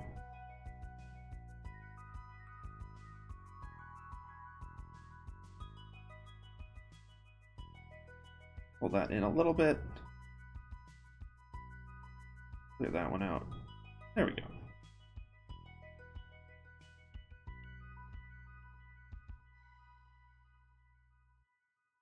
Okay.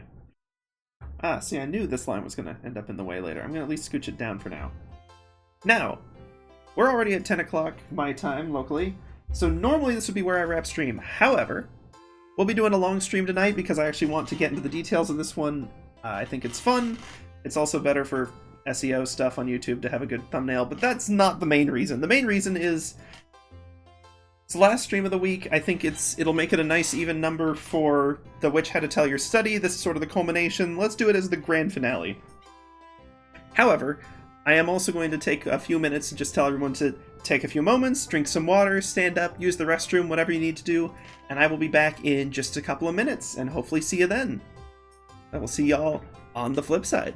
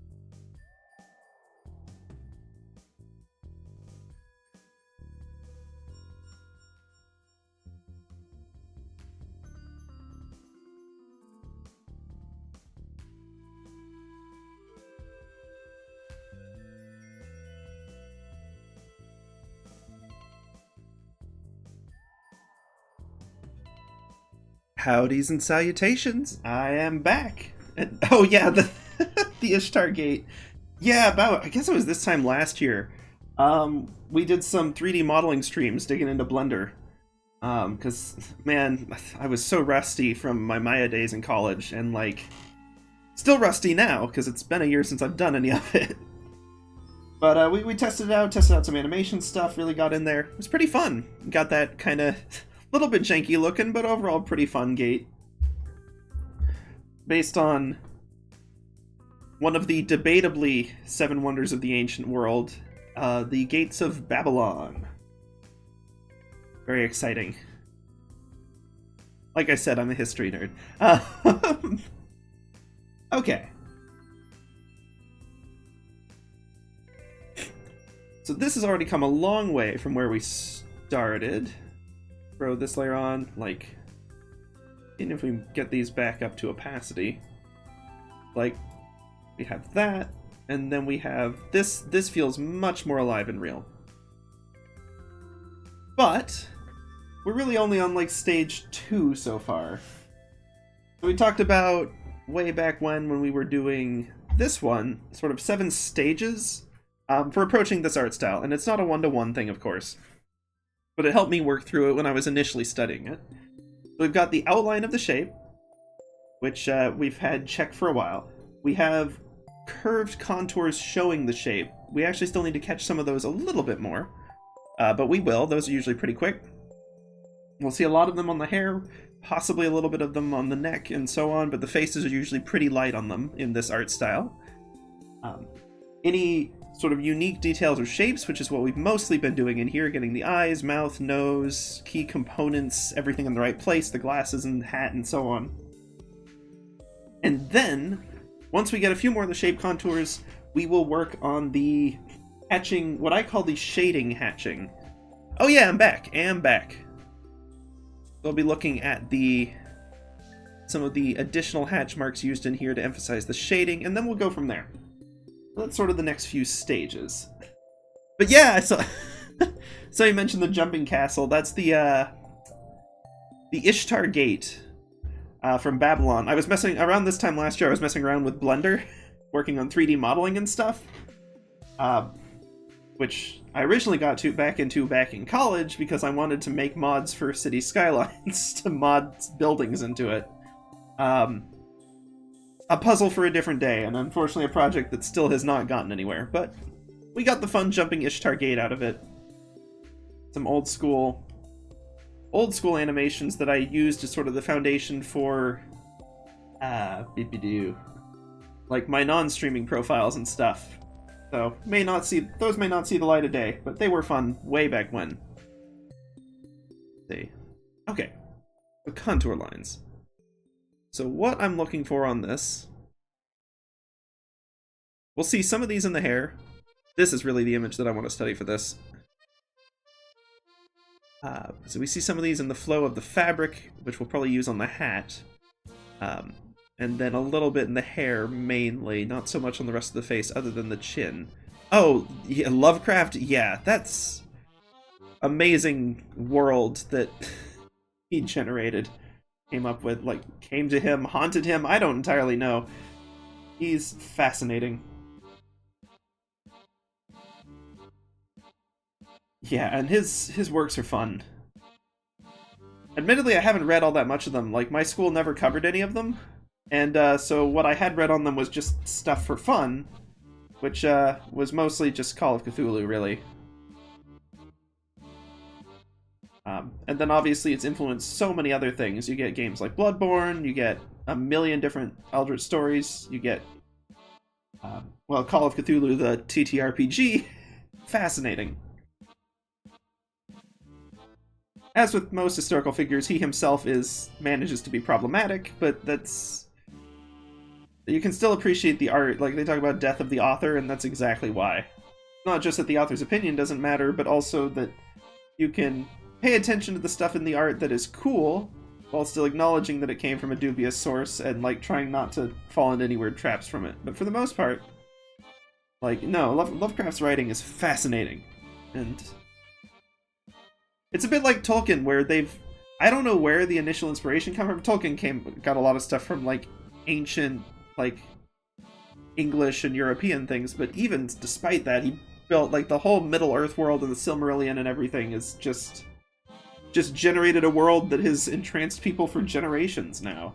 Sound like a stinking movie box quote when I say that, but it's true.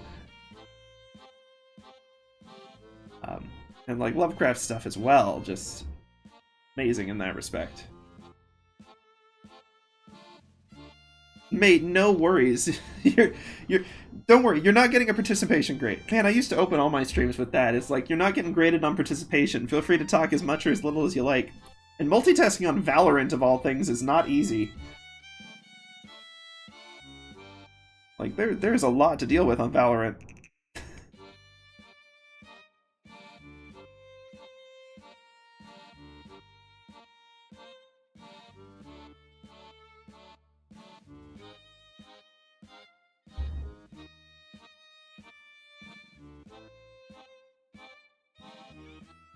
It doesn't really go for the long whisper lines. I should really be focusing more on just,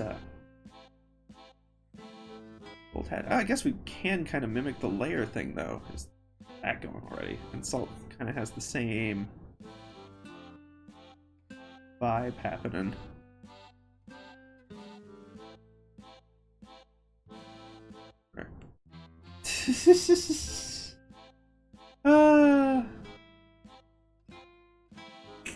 I haven't played it. I've seen a few Let's Plays. I am just amazingly dreadful at anything that involves like pointing a gun in a game. I'm just terrible. Like, it doesn't mean it's not fun, but it does mean that I will drag a team straight into the ground. So I try not to too much. It's not just guns. Like, generally, capture the flag and games that require that kind of coordination, I just can't execute on them well. I get executed on them quite well, but that's not really what people want from their partner in the game. So, yeah, I mean, matchmaking is what it is. The one game that I used to actually be quite a skilled sharpshooter in. This is so silly. There used to be a Turf Wars game in Minecraft on like Mineplex or one of the old servers. And with the Minecraft bow and arrow, I'm very a lethal weapon, just not with anything else. My friend and I would always be trying to aim for each other on opposite teams and getting pot shots against each other on opposite sides of the map and figuring out how to get around cover and stuff. It was fun. But like, Valorant, I would have to spend a lot of time getting the hang of how it works. And yeah, it's definitely one where your team needs to be able to support you and such, so I would not want to be the burden on the team, and I would, based on my old League of Legends days, I would 100% be the burden on the team. Oh, I was a Heimerdinger main. That was not a good choice.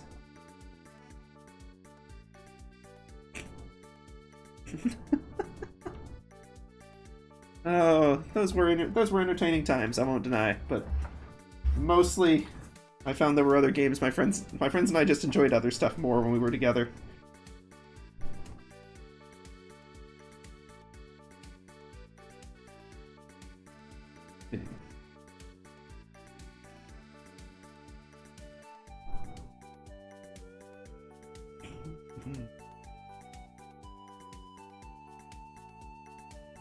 Okay, for fabric textures, just looking at some other references in addition. We've also got this just wonderful one, but there's so many like this in the actual books. They're wonderful. Okay, can get different textures with stippling versus slight hatching. I think we're going to stick to hatching now. It's been the primary thing we've been working on. Generally, we're a family-friendly stream, but I don't mind swearing, particularly in the chat. It's not the end of the world, and you've not used anything that's like... You're not dropping slurs or anything like that, so I'm not worried.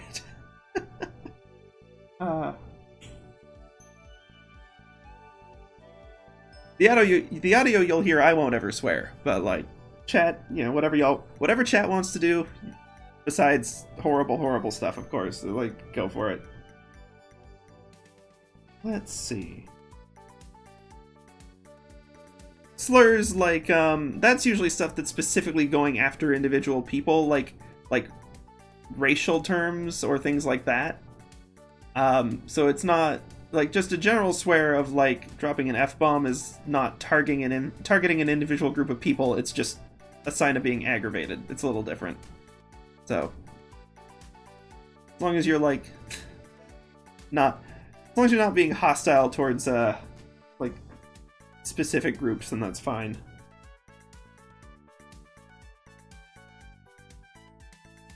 You'd be surprised how much that comes up on Twitch.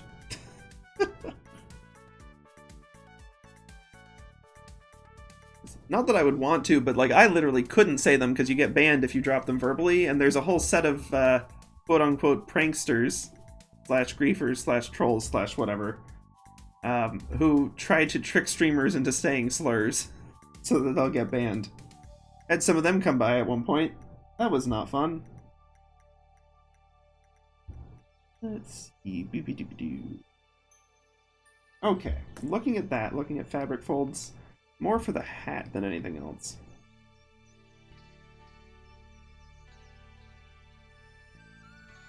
You may actually want...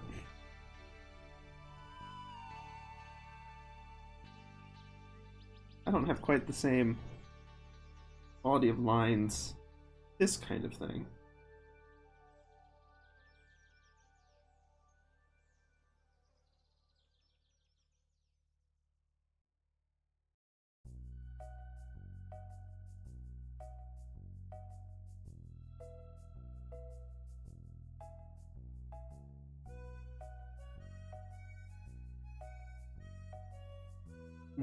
The other thing I'm thinking about is Salt does actually have fairly dark hair. I probably ought to have been looking at Agot as the example for the coloring and shading on that. That's fine. We can keep the shadows on the hat and such comparatively light.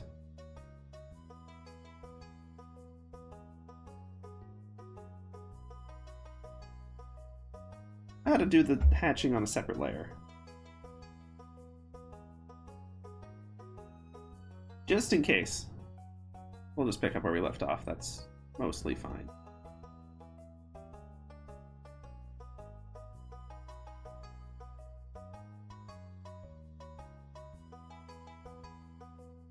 I'm gonna clear some of... already. That's fine. We'll clear some of those out. This out. Okay.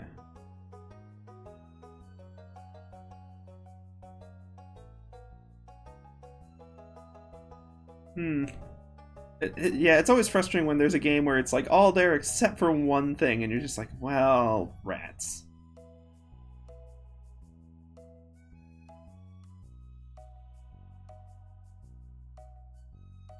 Fear and Hunger. I don't think I know that one. Interesting.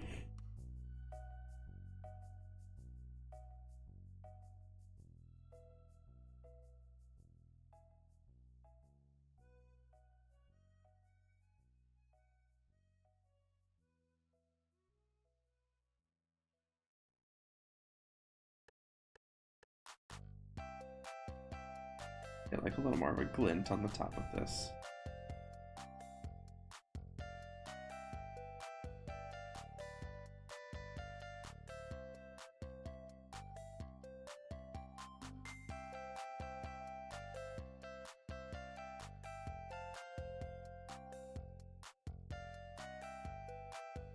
A little bit of edge cleanup. Eesh.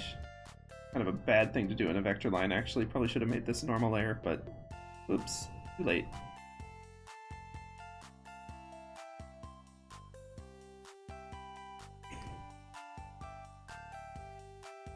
Look at Kifri's glasses for an example of the glass's edge. Got this nice reference up here.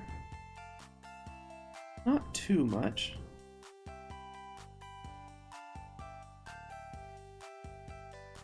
Oh yeah, let's drop this back down to 30 as well for the hatching. That'll probably help a little.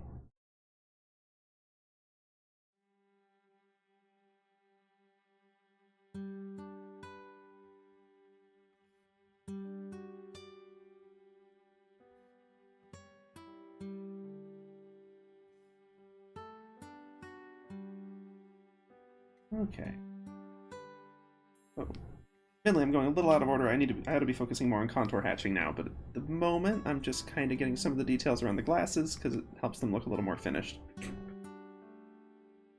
Need to watch Interstellar? Okay, I'll put it on the watch list. I actually do have one of those that I keep written down. But admittedly, I'm slow on watching movies. I need to work on that.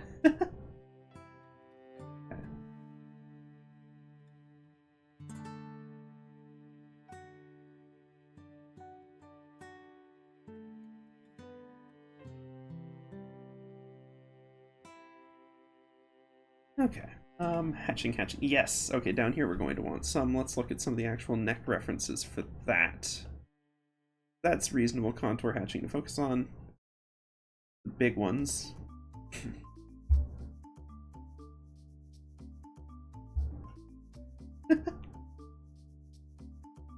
Oh man, because I really enjoyed Inception back in the day, and it seems like a similar sort of mind befuddlement movie, so I will look forward to that. Though I didn't really find Inception that confusing, it was just fun and interesting.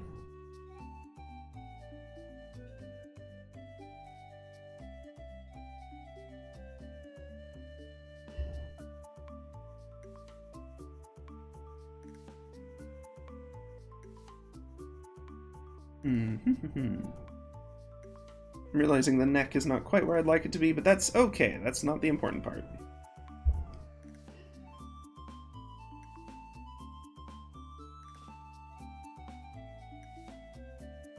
I can actually, like...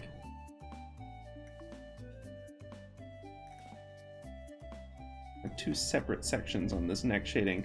And we've got a little bit, we've got the contour shading that we talked about that actually gives a little extra shape to things. And then separately, we have this actual, like, shading texture going in here.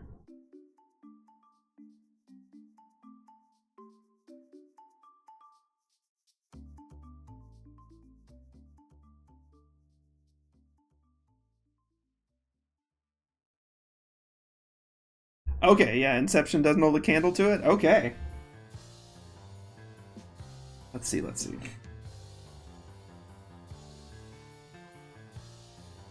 else do I need the contour shading? I don't want too much on the face itself. Match the style. They don't really... In fact, I probably ought to lose the stuff on the ear, actually. At least most of it. Okay. Main place that I want it at this point is... We'll deal with the neck. I think that's going to be a little too heavy there. Deal with that later. But we can work on the hat just a little bit. And the fairly subtle shading that we see.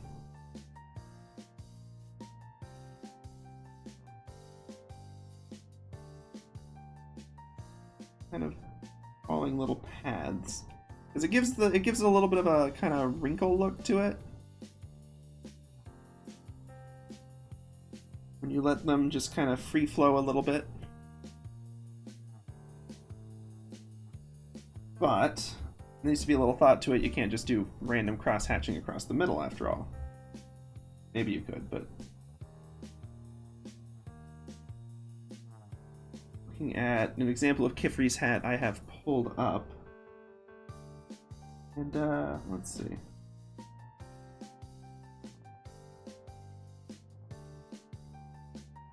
A few more of the tapering lines.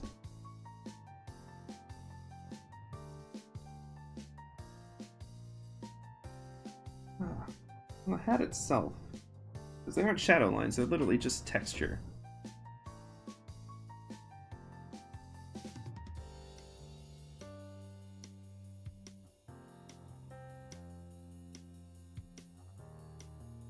I kind of follow it too. Ooh, okay. A good twist is always fun.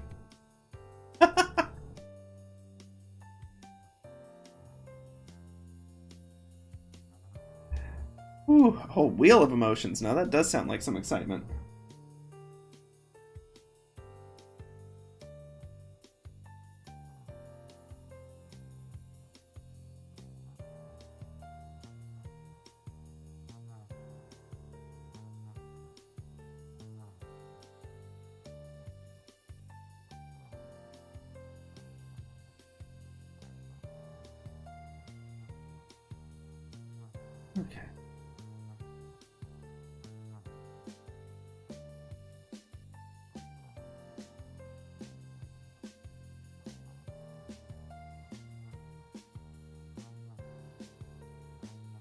Those were all the ones I did in the wrong layer, which I knew would come back to haunt me.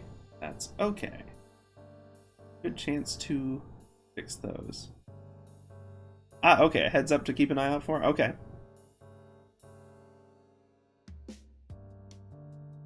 Ooh, see what the warning is.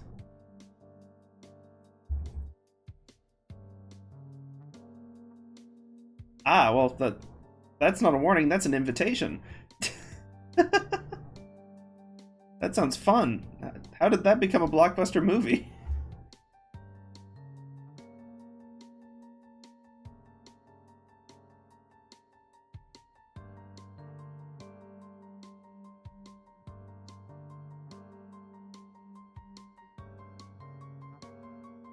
Finally remove this line. I think we're pretty much set on what it's going to need to be.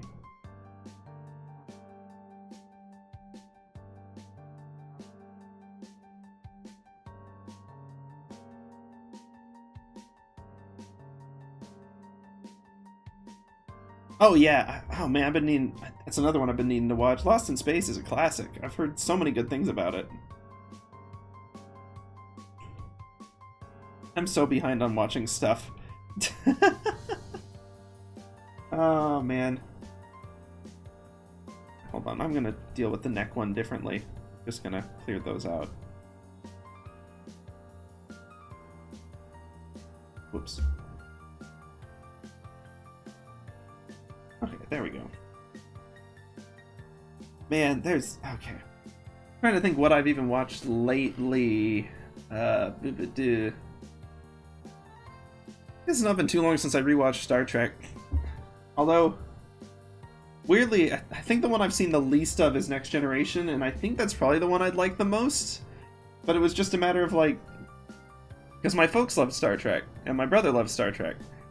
And so they would just watch it, like, after school, but I'd be doing homework. So it would just be whatever I happened to wander into when I finished up my schoolwork. And so, for whatever reason, I mostly just wandered into Voyager, which, admittedly, I quite enjoy. I know it's not the most popular Star Trek, and Janeway is just the worst at the Prime Directive, but it's really fun. I still like Voyager a lot.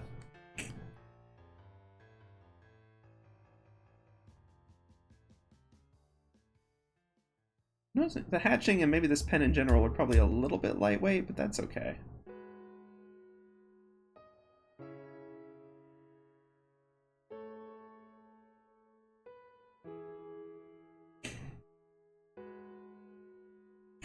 Okay. Let's leave it there for now. So we've got a little bit of contour hatching going. I want to focus next on what I call shading hatching, which is hatching that doesn't necessarily follow the texture so much, but it does provide important shadows where they're needed.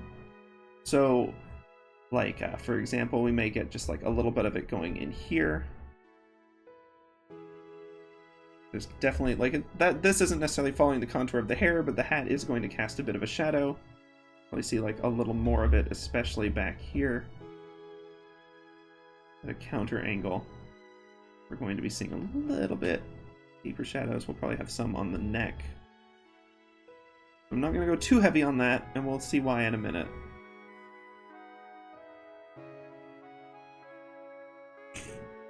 No. Not yet. We still got plenty to do. I feel like the eyes are slightly more uneven than I'd intended, but at this point I'm not going to bother with fixing that. Let's see. No, that's too heavy a line weight, but like a little more. Like, there we go.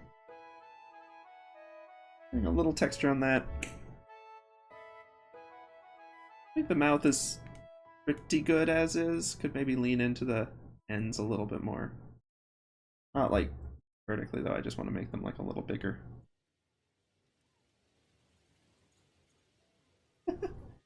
Okay, let's see. And then I'm actually going to add a little bit up here too.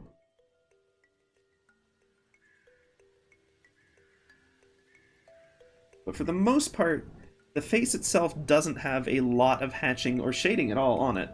Where we're really going to see it is on the chin and neck here. And I'm actually going to lean into the screen tones for most of the neck shadows. Doubly so because Uh, I've not done the best job on the fabric pattern down here. Which, it's not the focal point, so I'm not as worried about it. This isn't a study of the fabric pattern either, so doubly not as critical. However, still like to get a little better on that front. Oh boy, what? I just clicked the select button. No, okay. Wow, it followed a lot of interesting contours there.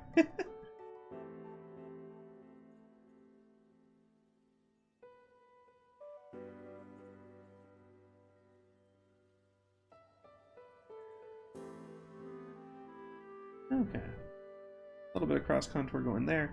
We can do some of these where we've got kind of the broken up lines that fade out. I think that's usually not a bad place for these.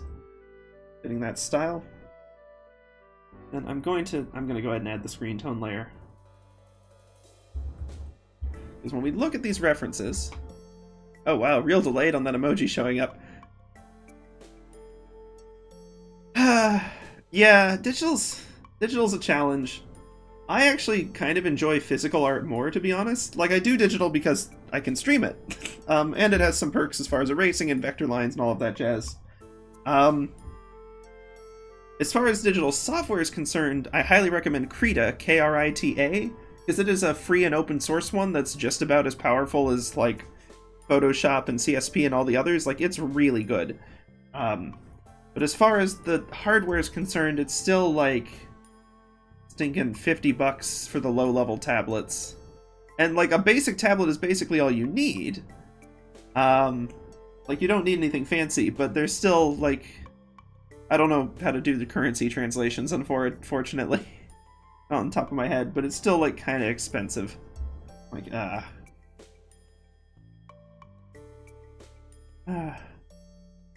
But, if you take care of them, they last a long time. And they're pretty darn good, so can't complain too much there. It's, the tablet has been reliable. Oh yeah, sure. I'll probably check that off stream. I'll do it afterwards. I'm gonna make a note right now so I don't forget. You said you've got that in Jack's Discord?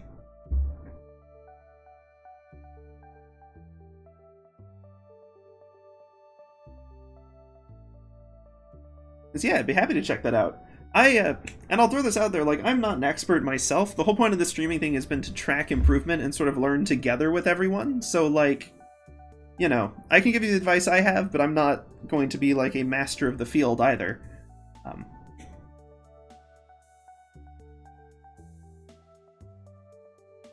Hey, no worries. Yeah, just confirming that's the one in Jack's Discord, right? Yeah, I'd be happy to go look at it. I'm not, like, a super expert or anything, but I can maybe provide some stuff to work with. I've done this in the wrong way. That's fine. Let's see. Recapping on the screen tones, we see there's a very faint one underneath the chin and basically nowhere else. So we're going to apply much the same, trying to think out the shadows here. Okay, yeah. Yeah, I'll go give it a look. This is not the right brush for the screen tones. I'm going to go back to pencil and pastel, and I don't even know what that... How have I ended up with so many weird brushes? Where did my normal pens go? Oh, right. Subtab. There we go. Let's, that will do for now for a facsimile. Oh, I also need to remember to make this below everything and not crazy high opacity.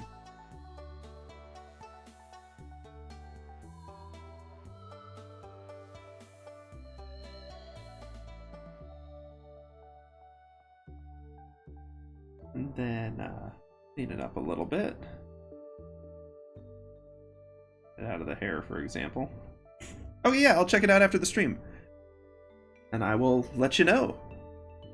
Yeah, I'm definitely happy to do art feedback. Happy to get art feedback too. Like, you know, we're all learning together in this. It's sort of the whole point of it. And I can sort of... might be able to... There we go. Hold on. Erase that one, and then we can kind of like a little bit of the cross hatching in it as well.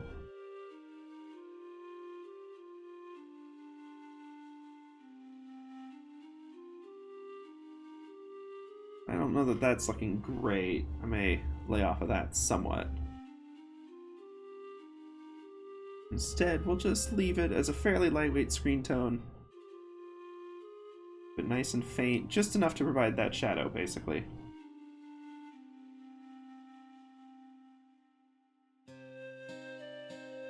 Ah, gotcha. Yeah. Okay. I will give it a look-see.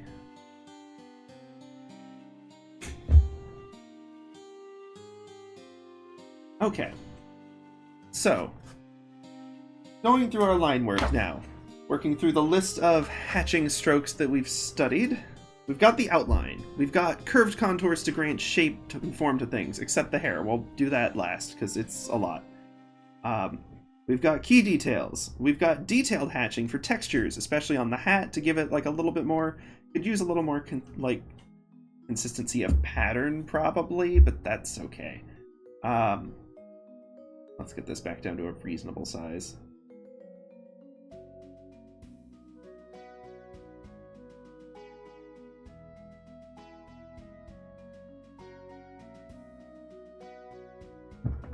I may. Why have I done that on screen tone layer? Layers.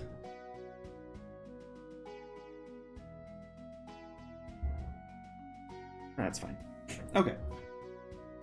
Keeping those in mind. Okay. Got the shading hatching. Where it's relevant, I'll clean up the stuff behind the neck here in just a second. Large pen, non-micron shadow. Then it'll just be down to the hair. Okay. Exciting times. Okay.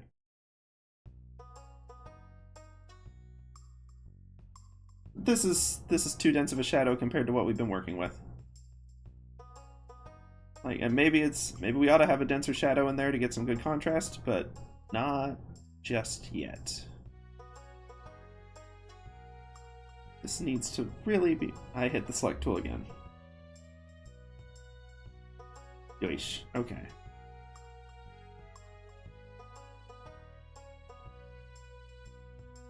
Some fairly deep hatching back there right now.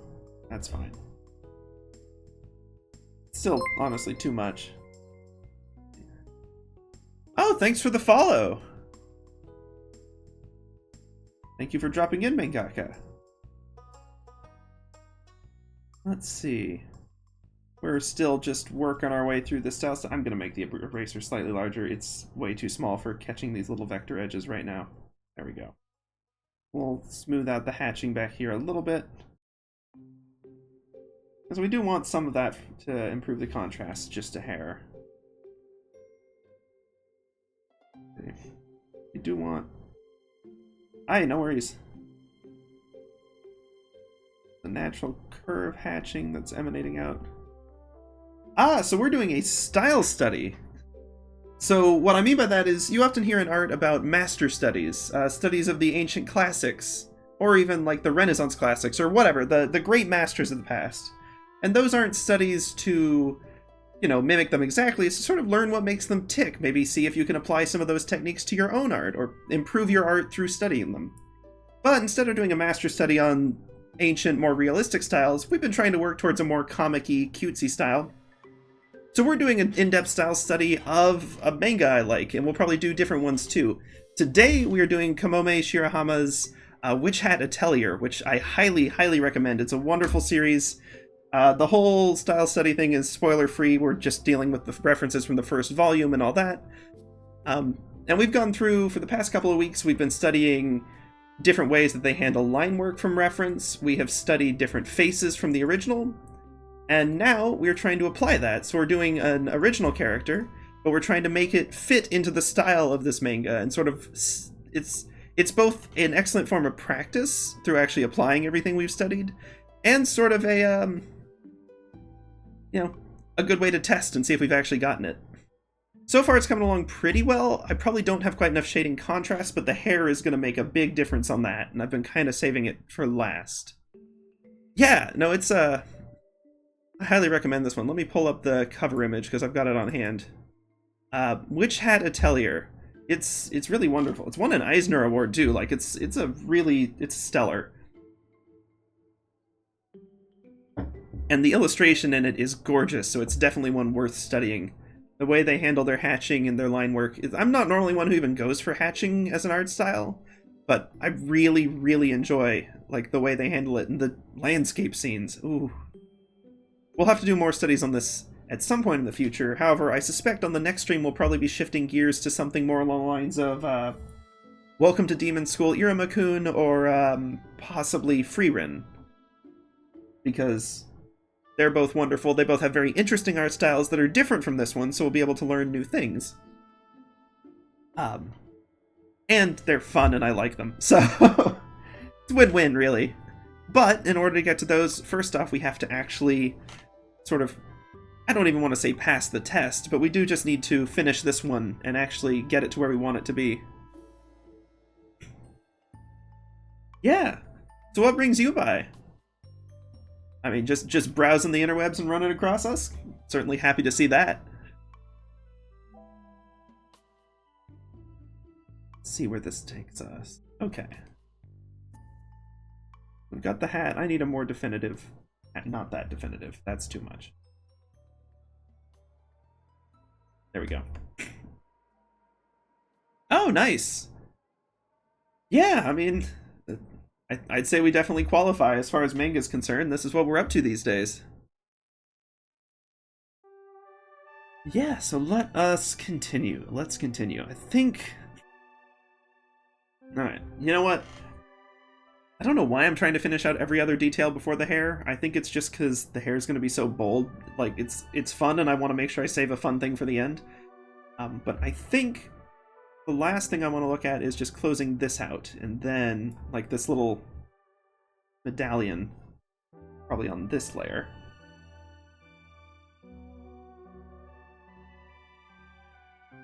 And, once we go from there... Why have I done it like this? Oops, big eraser. There we go. Let's see. Am I working to be a manga artist? No, not particularly. Honestly, I just... Like, I'm trying to do art as very much a hobby. I find that whenever I've tried to take commissions and do stuff professionally, it tends to suck the fun out of it. And I worry that committing to, like, the time schedule of a manga artist would just destroy me. Rather, I kind of just enjoy doing it for its own sake. I know it sounds cheesy, and, like, you kind of want to work towards a goal, but, like, my goal is to relax by doing this. So, like, it's just a thing I enjoy doing. That said, drawing, as far as, like, arts and crafts go, like, there's so many other hands-on crafts that I would actually pick before sketching. I love sewing, I love, like, heck, metalwork. Like, I've tried chainmail in the past, which is admittedly frustrating. Making custom stickers, calligraphy, there's so many wonderful mediums out there. Or I guess media out there. Whatever. Language, why it gotta be that way. But drawing is really one of the best ones for getting your ideas out of your head into a, like, physical form that you can view and tweak and edit and kind of work with. So it's useful for all of the other ones. And then digital art is useful because I can stream it and share it with you guys, and we can learn together. As opposed to physical, which is a little trickier. You need a very different setup in order to be able to stream that. So it's not really what I do on stream, but definitely in my personal time, I tend to focus more heavily, I would say, on physical media over digital. But they're all fun, and, like, this is doubly fun now that I've really, like, gotten into manga and such more. This is really enjoyable just because, like, now I can appreciate stuff, and it's like a way to interact and be a fan too. Like, it's kind of a fun way to partake in fandom, so to speak. Oh yeah. I mean, getting ideas from head to paper is one of the hardest things in the world. And my sort of, I don't know, art quest all through high school and college was just trying to find, how can I take an idea from my head and make it a 3D physical object in reality? And I tested so many different things working towards that. I tested making stuffed animals, which is actually, for certain things, it's really a pretty effective way. It's just very time consuming, and you've got to get a lot of materials for it. But it's a lot of fun. I've tried 3D modeling and then 3D printing, which is also fun, although 3D modeling is so janky sometimes. It's something I can work on with practice, of course. Like, there's a lot of good options. Oh, hello! Hello, Y Name Kiwi, welcome! Let's see. Maybe I ought to stream longer more often. All sorts of people jumping in today. Well, welcome to the stream. Just a recap, we're sort of doing a style study, so we're studying the art style of Kamome Shirahama of Witch Hat Atelier fame, and then we're trying to apply that and see if we've actually sort of been able to learn the art style, or at least learn some techniques that we can apply to our own art. This is kind of a fun project. And it's a nice way to pass the time after having just recently finished a very long and drawn-out and tedious piece. Like, now that that's sorted out, it's kind of nice to be able to, like, take it back a little bit and look at some stuff with better references, and it's more of a practice exercise, really. I guess, speaking of things, I ought to flip it. Yeah, I can already tell that the eyes are a little bit wonky. That's okay, though. I'm not going to worry about that too much. Yeah, getting the party started. But obviously no pressure. Like, as I do like to say, you're not being graded on participation. I'm not going to call on you in class and ask you to recite or answer a question. Like, feel free to chat as much or as little as you'd like. Let's see.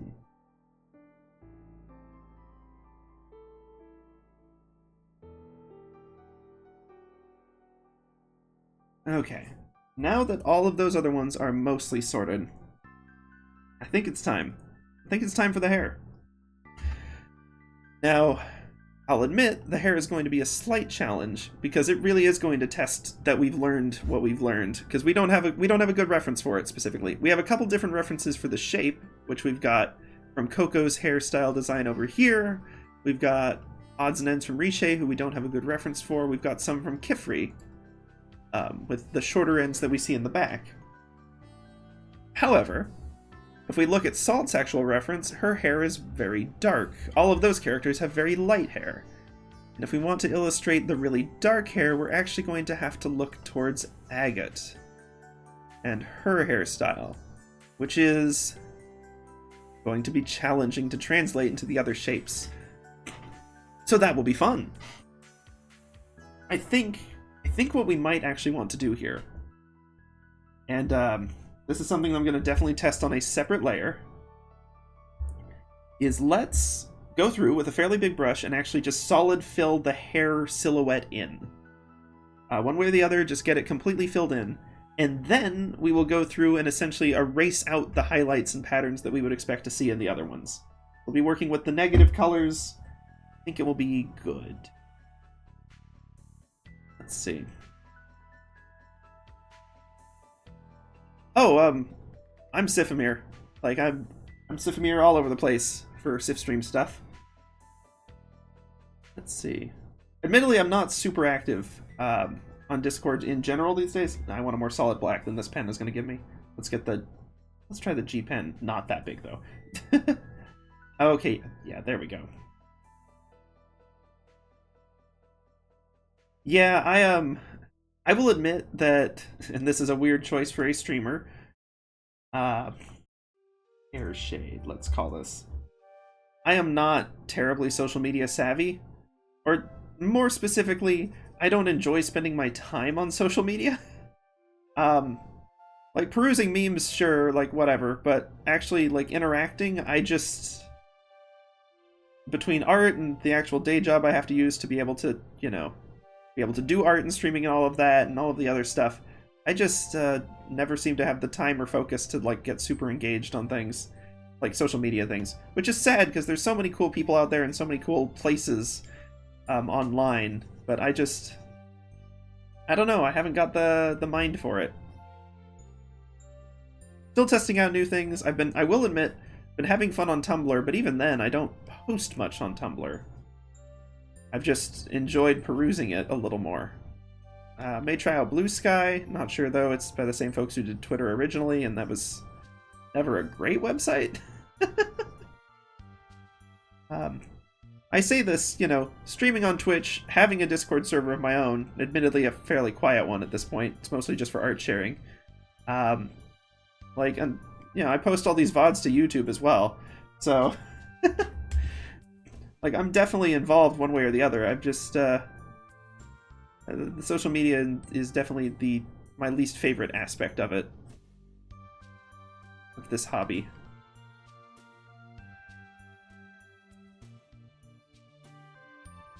Okay.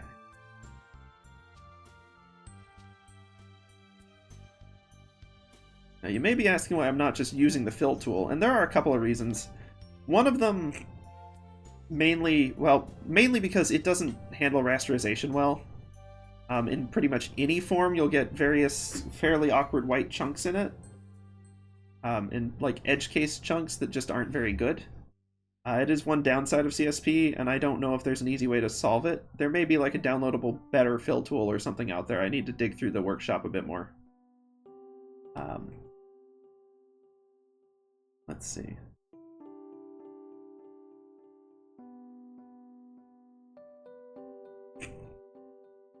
However, the other one is, even if we're using this different pen, it's going to be mostly solid.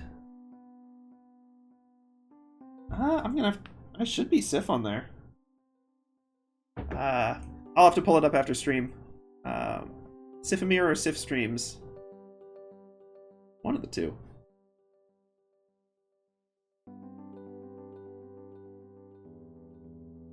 Let's see.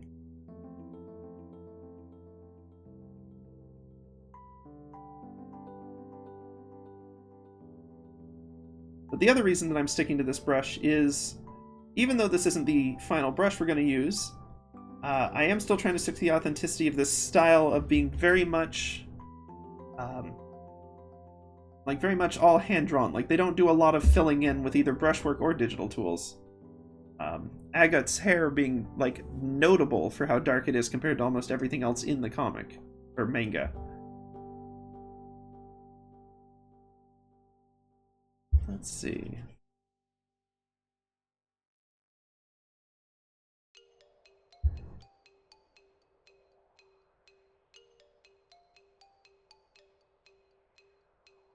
That said, this brush is clearly not quite a one-to-one, so I'm going to have to go do some edge case cleanup later on and all of that jazz.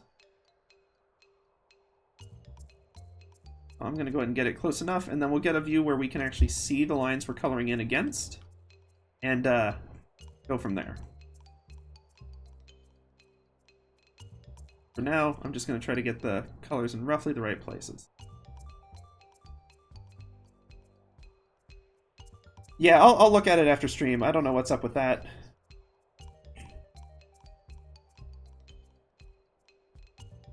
I mean, but you found me through it, so how did you...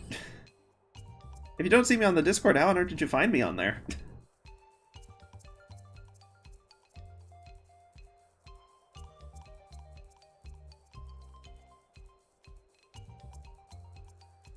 Zoopity.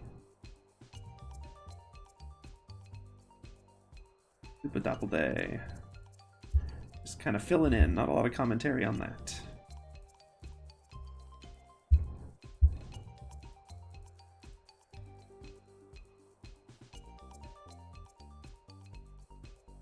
Okay.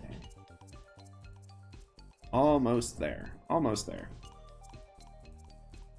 So I haven't got a lot of interesting stuff to say about this stage because it's not really relevant to the actual style per se. It's just something we have to do to sort of match this particular piece of it. Okay, so now I'm going to make this a lot more transparent for a second here. We're going to do a little bit of cleanup and also acknowledge that our hair borders here are fairly fuzzy, which is good. We actually kind of want that. But it does make this darker silhouette slightly more complicated.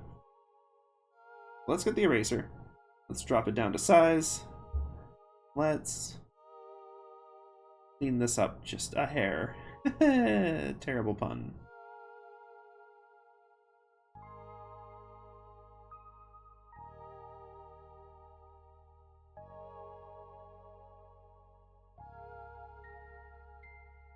Okay, yeah. I mean, I'm sure I can find you in the art chat. I'll jump in there after stream. I try not to get on Discord on stream too much. Just because you never know what people have posted in the meantime, and I might accidentally, like, screen share something that would not be good to screen share. Probably fine on Jax, but just in general, like, try not to pop it open. Kind of thing you have to be, like, a little bit cautious about as a streamer. Let's see. Okay, we'll clear out these edges. Yeah, I want to follow those contours a little more closely. Yeah, I know it is, but, like, you never know what conversation someone's gonna have, and even clean servers occasionally get trolls in there.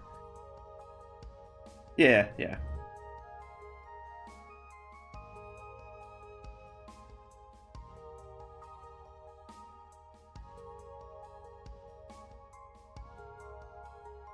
Okay, let's...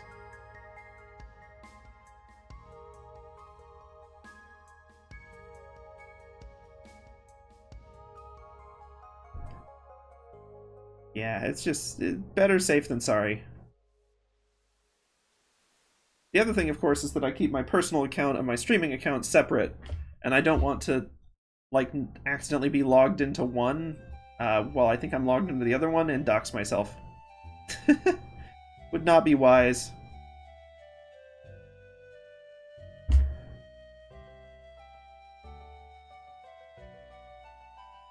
Once again, being a small streamer, it's not nearly so much of an issue, but one still has to take precautions.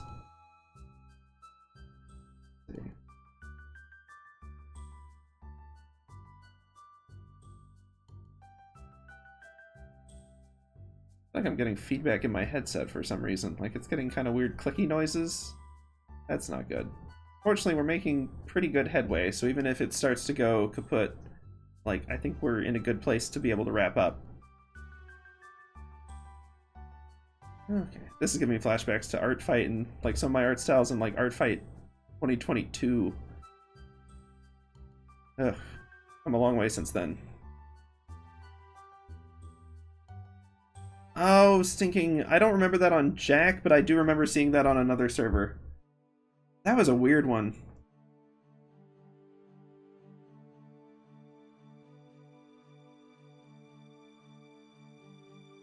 Like, I get it's bizarre, but I do question... Oh, yeah. It just, yeah. Yeah, that kind of stuff happens. You're just like, ugh. I was at a, back in the Zoom, back when Zoom was like the big thing, like the big thing for all the online communications, I went to like a lecture remote.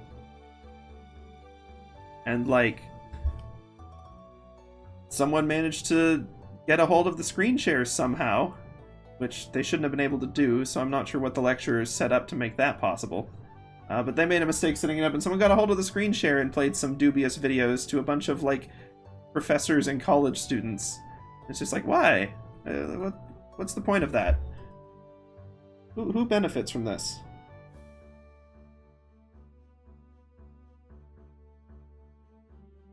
So, like, you know, such things go around. It's not the end of the world. We can sort of deal with them, but it is a pain that we have to, you know.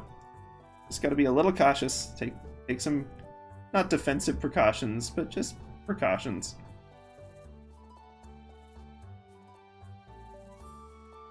It's like, well, earlier we were talking about like slurs and swear words, and there were a couple of people, like, I hesitate to even call them trolls, because troll used to mean like funny prank, not just being a jerk. But their whole deal was to try to get the streamer to read out sentences that would sound like really offensive words without realizing it, so that the streamer would get banned. And I was just like, really? Really? This is what y'all want to do? This is how y'all enjoy spending your evenings? That, and they harassed someone else who was in my chat who was sharing art. And like, I was like, okay.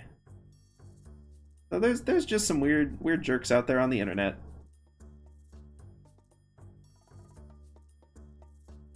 Yeah, I mean, like, snark is fine. It's just a matter of, I think the secret with humor is you just have to know who you're with. You gotta know your audience, and the problem with the internet is your audience is literally everyone.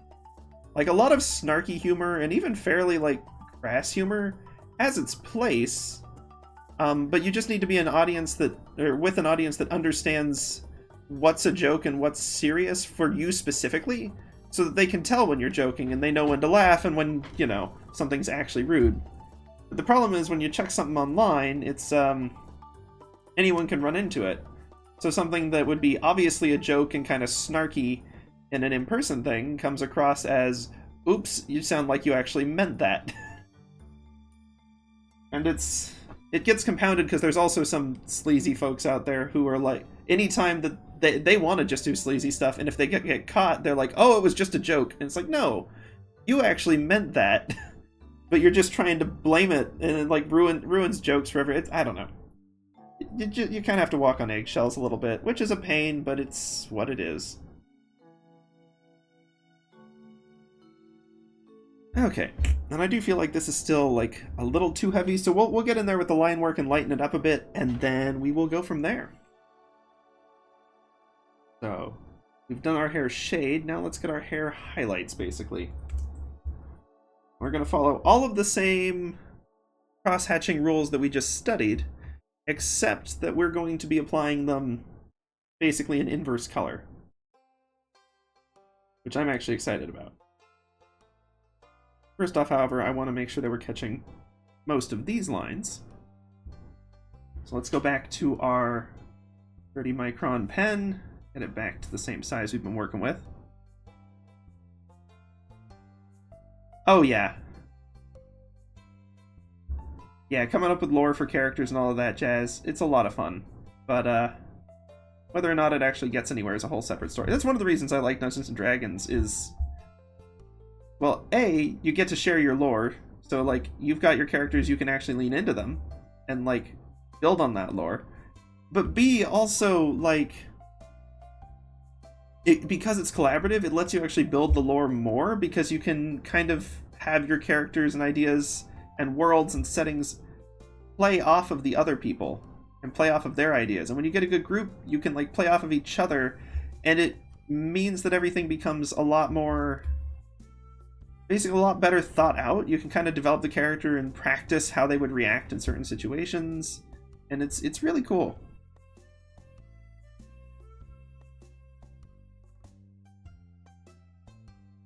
Okay.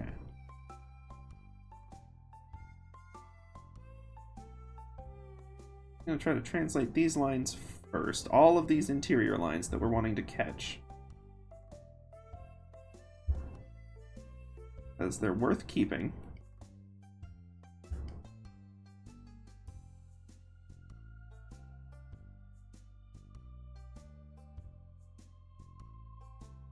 Yeah, I do sometimes. They're probably not the most exciting games in the world for most viewers. We do a lot of like Stardew Valley and such. We've done a little bit of Elden Ring. I'd love to go back to it on like a separate deal, but it's so much a time sink to really like sink your teeth into it. I think my personal playthrough went over 200 hours before I beat the game. So I love it, but like kind of got a time and a place problem. And then I do like weird things like Passepartout or My Sims or things like that. Okay.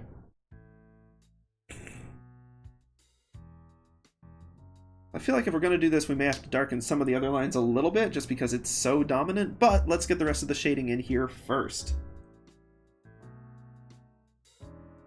Yeah, my taste in games is weird. Like, it's either completely, like, safe, like, stuff like Minecraft or My Sims or, like, fun little, like, mostly aimed at kids games, or it's Dark Souls. There's, like, no in-between. Because I really am quite fond of Dark Souls.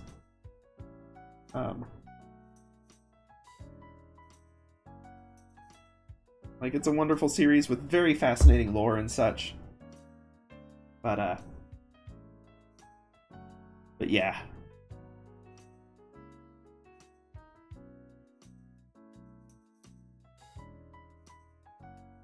Okay, trying to vary the width of this a little bit. Hey, no worries, no worries. It's either like, my taste is really wild. It's either like really like silly, harmless stuff like My Sims or Minecraft or like fun, mostly kids games, or it's like Dark Souls. There's not really a lot of middle ground for me.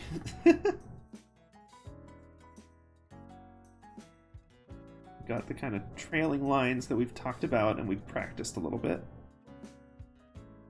This one catch a little bit here. Then I think we want like a little bit more texture going on for some of these. There we go. Like kind of veering up and down a little bit, following the curve of the hair. So these ones are a little bit contour, but they're mostly texture lines. They really add the extra little oomph that makes it pop. But you kind of need to get everything else sorted out first before you're jumping into these.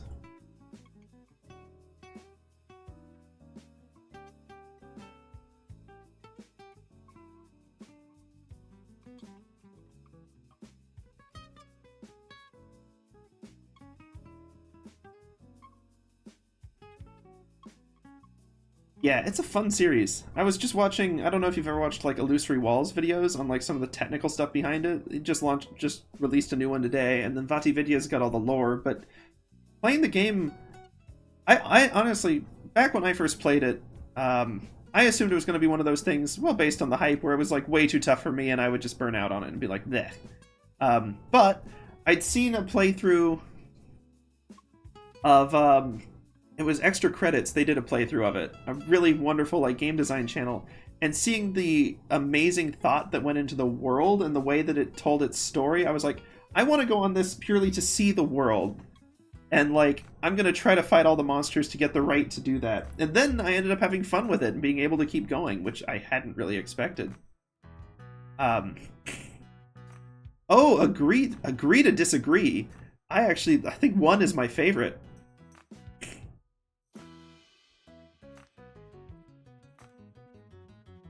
I do love Hollow Knight too, though. I agree. 3 is... 3 is well done. The only problem with it is it's like clearly biased towards 2 specific play styles, and like... they're not my play styles. Oh, you're talking about difficulty? Yeah, that's fair. Yeah, I'm not even touching Sekiro. It's not my cup of tea. I can tell right out the gate. Alright, so we've got this. We can always, like, make this, like, a little fainter so it's not totally dominating. But I do think we're still going to need to give the hat, like, a little more. Yeah. I'll be honest, on 2, I wanted to like 2 bad, partly because there's a little bit of me that's a contrarian and it was like, oh, people hate 2, so maybe it'll be fun. But partly because, like, I don't know, it seemed like it had some interesting stuff going on, and I wanted to enjoy the game. So I was really sad when, like, the combination of the world looking really gross compared to the other ones, and, like, the movement feeling really bad, I was just like, I can't keep going with this, so I never finished 2. 3, yeah, it's either you figure out how to nail the parries, or you figure out how to nail the dodges, and, like, or you can kind of go for a tanky build, and if you can, like, nail the poised frames you get from big weapons, you can do that. Oh, hey, Galactic. Yeah, we're trying to wrap up the Style Study series, so I'm just going until we finish it tonight. 2 had so many interesting ideas, though. Like, that's the thing. Dark Souls 2, so much cool potential buried in that game, and I'm so sad that some of it just didn't come to fruition, you know?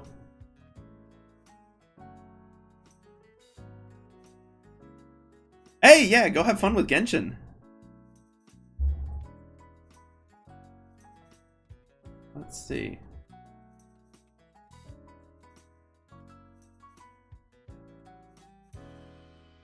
I gotta say, I don't know much about Genshin, but I do know that I see a ton of Genshin cosplayers anytime I go to a convention, and they're always on point.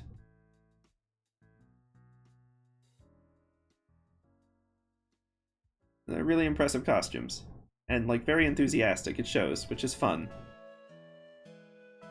Let's see. Am I on the wrong... How can I not get to that line? Oh boy. Okay, hold on. Let's save before whatever that lag was happens again. Let's just scoot this. Wait, why is it doing that? Oh, I guess I updated it. Maybe they changed how the vector controls work a little bit. Yeah, I'm not gonna fight you on that. It seems like a neat game. I can't afford the time commitment to get any good characters in it.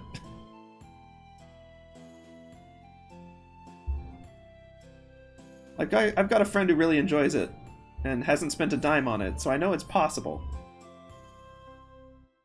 But, like, I just have to be wary of gacha games, because I got sucked in, not by a gacha game, but by stinking Clash of Clans back in the day when I was much younger, and I don't wish to repeat that mistake.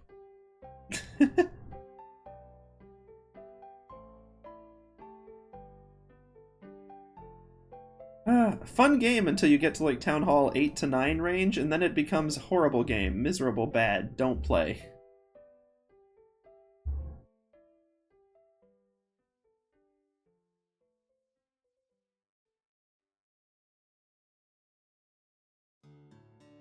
Oops, don't want to lose that. Oh, how did we sneaking move the hair shade layer? And how did I miss half the hair? Clash of Clans, I meant. Lies of P. I haven't played it. I've heard it looks good. I mean, it looks good from what I've seen on streams and such. I've heard good things about it. I haven't messed with Souls-likes too much. Like, Hollow Knight a bit. But, like, for me to want to play a Souls genre game, or like Soulsborne, or any of that sort of style of gameplay, I really have to, like, I play them because I get taken with the world and the whole world it lives in, and Lies of P seems like it has some good potential there. There's a lot of Souls-likes that kind of neglect the storytelling part of it, and I'm not so into that.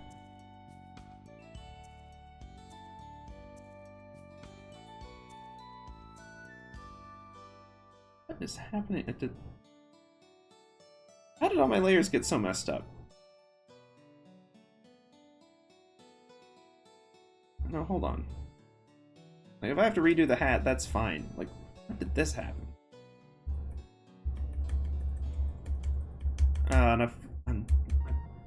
Okay. There we go. Cheapers.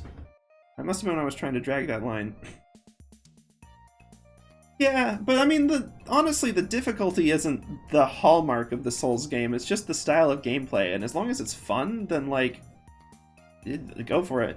The one thing I have heard is that it leans way too heavily on, like, ambushes, which is it's a common thing Souls-like games do. And, I mean, the Souls games themselves, like, Dark Souls 2 falls into it a lot, where they use so many ambushes that it stops being an ambush, you just expect combat around every corner. And that's not as good, like, tension-wise. But like, yeah, no, if it seems like an interesting world, and Lies of P has some interesting themes going on, so I may have to give it a shot. I just have a very... I mean, I think we all have nasty game backlogs, but I've picked up a few in recent sales and from gifts and stuff, and so I need to work through some stuff first. Like Passepartout 2, which we'll probably be doing on stream at some point. Looking forward to that. And Signalis, which proved entirely too terrifying for me to play. Oh, the aesthetics in it and the world and everything seems so fascinating, but I'm gonna have to stick with the fandom from afar, I suspect.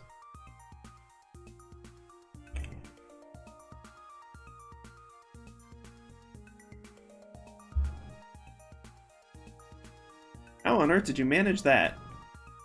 I mean, if you're using a VPN or something, that could do it. They tend to mold your location a little bit.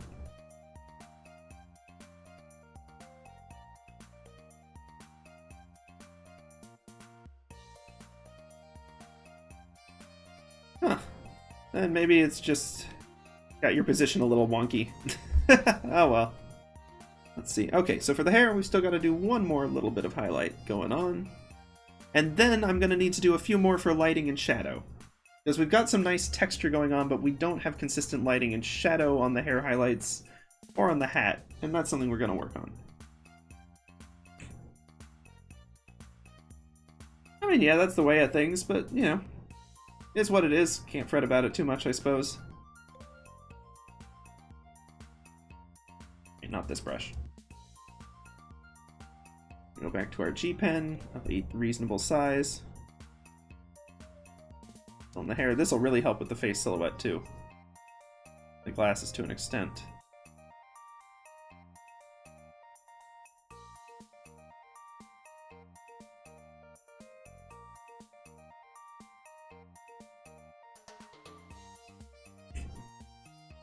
That's probably true. At this point, I think it'd be a little difficult to dye in any other state. We just don't have a way to know.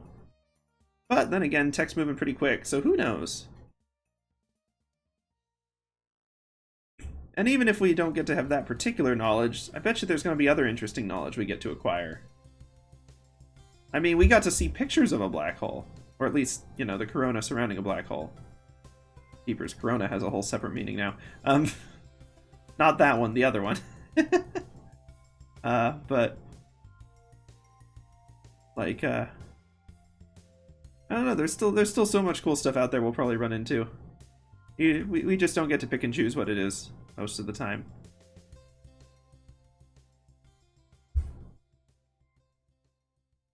But sometimes you get to have a little bit of a say in it, which is why I'm studying art, so I can learn more about that. Well, studying isn't doing these streams.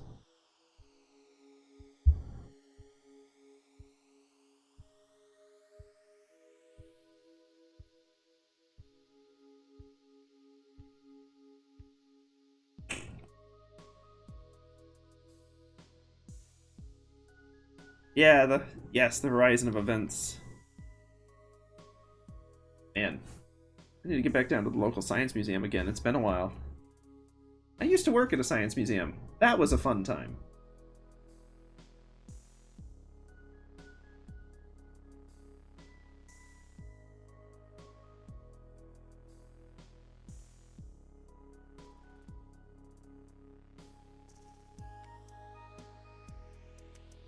Yep, it's not a thing to be taken lightly. Ha ha ha ha ha ha, but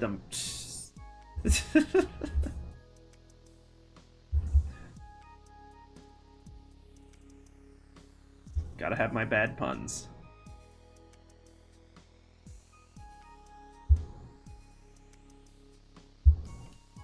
We need to get, like, the major actual, like, shape lines going in here. I mean, if it's any consolation, and I hope it is to an extent, you don't have to figure that all out by 18. It's not really the hard and fast stop that it sounds like it is. Or that people make it out to be.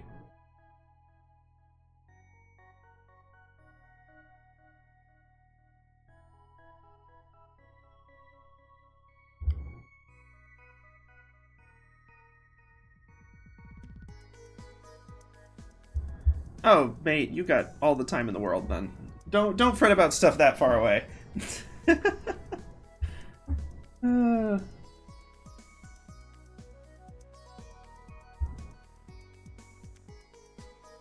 I mean, look at me. I'm like a decade beyond that. And, you know, still trying out new things. Although I will throw this one thing out there, just as a pro-life tip on Twitch. You probably should be wary about sharing your age for a couple of reasons. One being, yeah, May, you're right. We should probably drop that one. Let me. And the mod tools are so hard to find. BBDoo.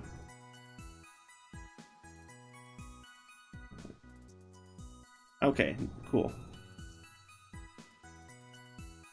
Yeah, I'm gonna toss that one. No worries, no worries. It's just a personal safety thing. It's not a good idea to share that info because you never know who else could be in a chat. Thank you, May. Late on a night. Took me a second to click. But the other thing is also just Twitch has terms of service about what kinds of things, like who can be on the platform and what age and all of that. And different streamers have different terms. So it's best to kind of keep it to yourself. Just for safety, for everyone's sake. It's not something people think about a lot for personal information, so like don't worry about it. You're not in trouble or anything, but like just a safety measure.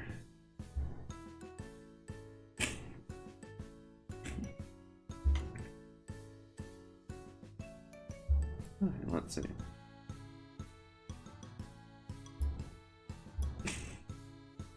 Okay, now that we've got that, I think we want to think about the lighting just a little bit more.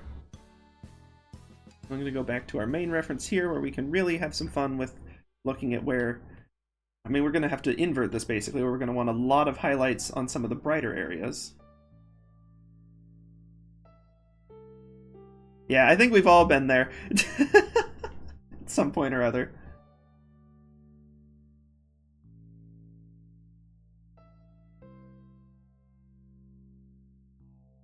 The thing about this brush, it's kind of hard to just do dots. That is kind of an issue with microns in general. But overall, these brushes have been real nice.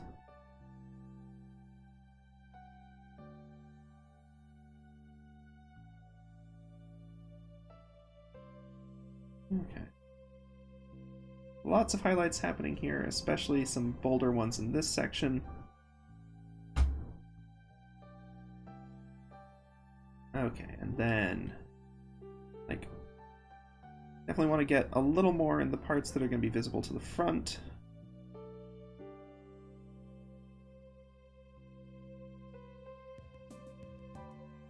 Let's see.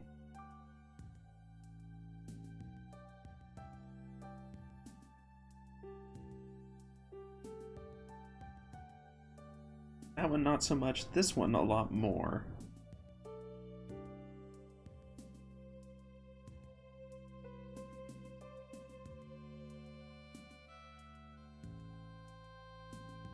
Doopy-doo. Definitely messes with our understanding of physics, but it's not the first time we've had stuff mess with our understanding of physics, so... you know. Push us to learn a little bit more.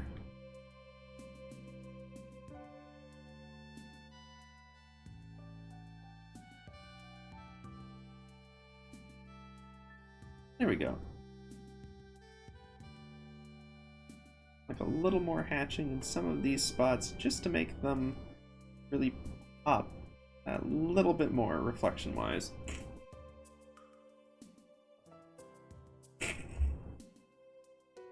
Partly that, but I think a lot of things we can understand, we just need sort of the mental model to understand them. Like, before we knew, well, I mean, we've known planets were spheres for basically since ancient times, but we didn't necessarily know that that had anything to do with gravity for a long time. It took us a long time to understand how gravity even kind of worked. And it was only through a lot of trial and experimentation and a bit of philosophy, too, of sort of trying to understand why these things work, that we got to where we understand more about the world today, and we can even look at things like black holes at all. So, you know, with time, we'll have new ideas, and we'll have a new structure, and we'll probably be able to understand black holes. Given enough time. Yeah. Astronomy is a cool field to go into. You do kind of have to enjoy math. Like, math is an important part of it. But it's a very cool option. Okay. Now, let's see. I really like this one too, to be honest, but I do think getting this is good. So then the last thing, I almost forgot this. I even said at one point, don't let me forget this. But it was way early on before any of y'all were even in the stream. Let's take a look-see at these ear glasses. Got Kifries to go off of, not that reference. Okay, hold on. And I'm just messing up my reference sheet. Here we go. This reference, where we can actually look at the reflections a little bit more. And while I don't want to obscure the view, I do want to kind of capture... just, once again, we kind of know where our light source is coming from. I may try to get just like a little bit in the depth there. And then with this one, I'm probably going to... oh man. The best way to not erase this, but to just lighten it up a little bit. I can go for a lighter gray on that section. Not on the hair shade layer. Actually, yes, on the hair shade layer.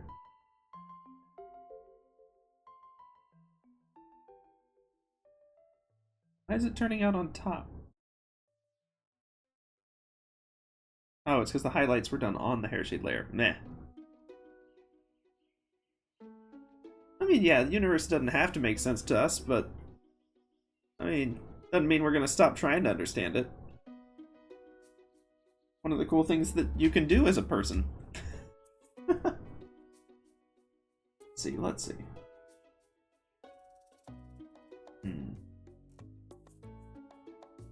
We could fudge this a little bit. Flip this to the layer below. Drop it for opacity as well. And just anywhere that this happens to intersect with the glasses, I'm gonna go with a slightly lighter shade. Mate, this is the place to be a nerd. I have no shame in nerding out.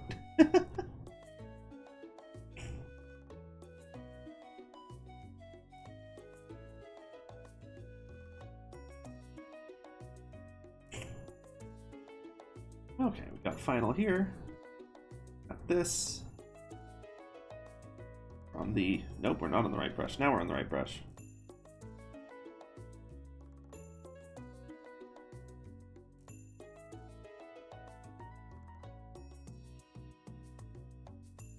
A little bit of shading to that. Okay. This is funny, but I actually kind of want to make the hat a little bit less dark on that line, now that we've gone to all the work to make it darker.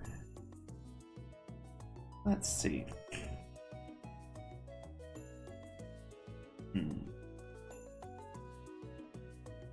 Hey, no worries.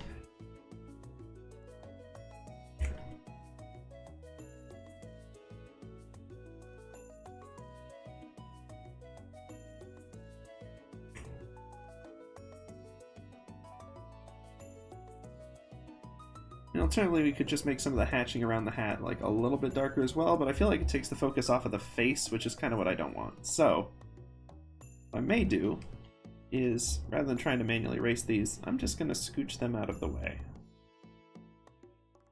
Ah, nope, nope. Don't want to move the layers.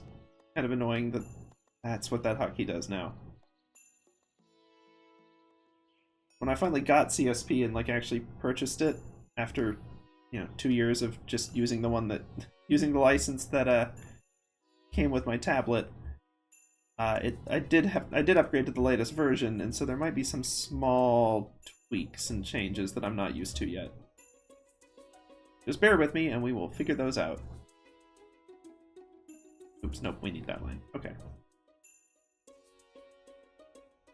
I don't like that one. I lose. Nope, not.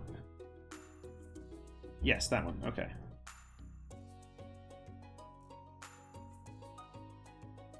These two are still a little too dark.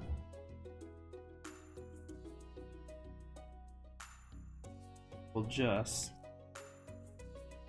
have a fresh go at this. And let's see.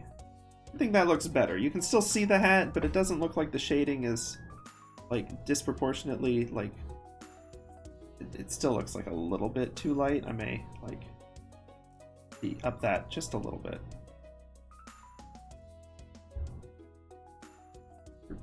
One downside of hatching is it like makes my whole like screen shake a little bit if I'm not careful. It's like you just get into a rhythm with these lines and like sometimes it just a little too much. There we go.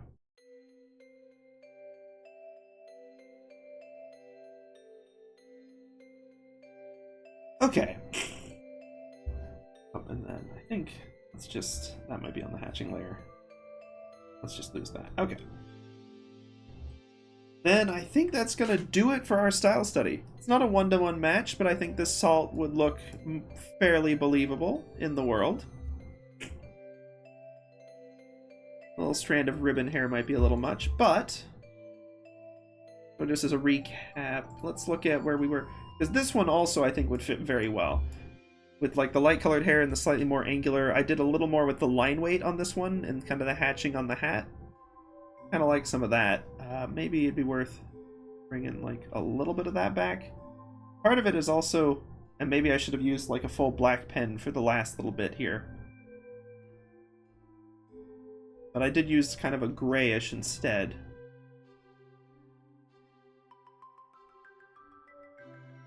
But, I mean, that's the joy of a style study, and sort of what we've talked about before is this doesn't have to be the last time we do this.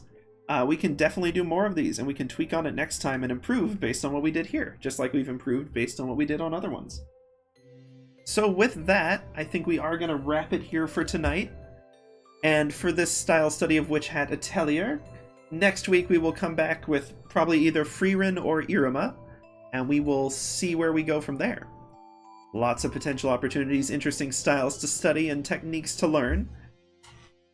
But yeah, I'm glad you enjoyed it. And this will be the wrap for Witch Hat. And so I just have to say to y'all, whether it's morning, afternoon, evening, night, whenever it may be for you, I hope it's a good one, and I hope that I will catch all of y'all on the flip side. Until then, y'all have a good whenever it is.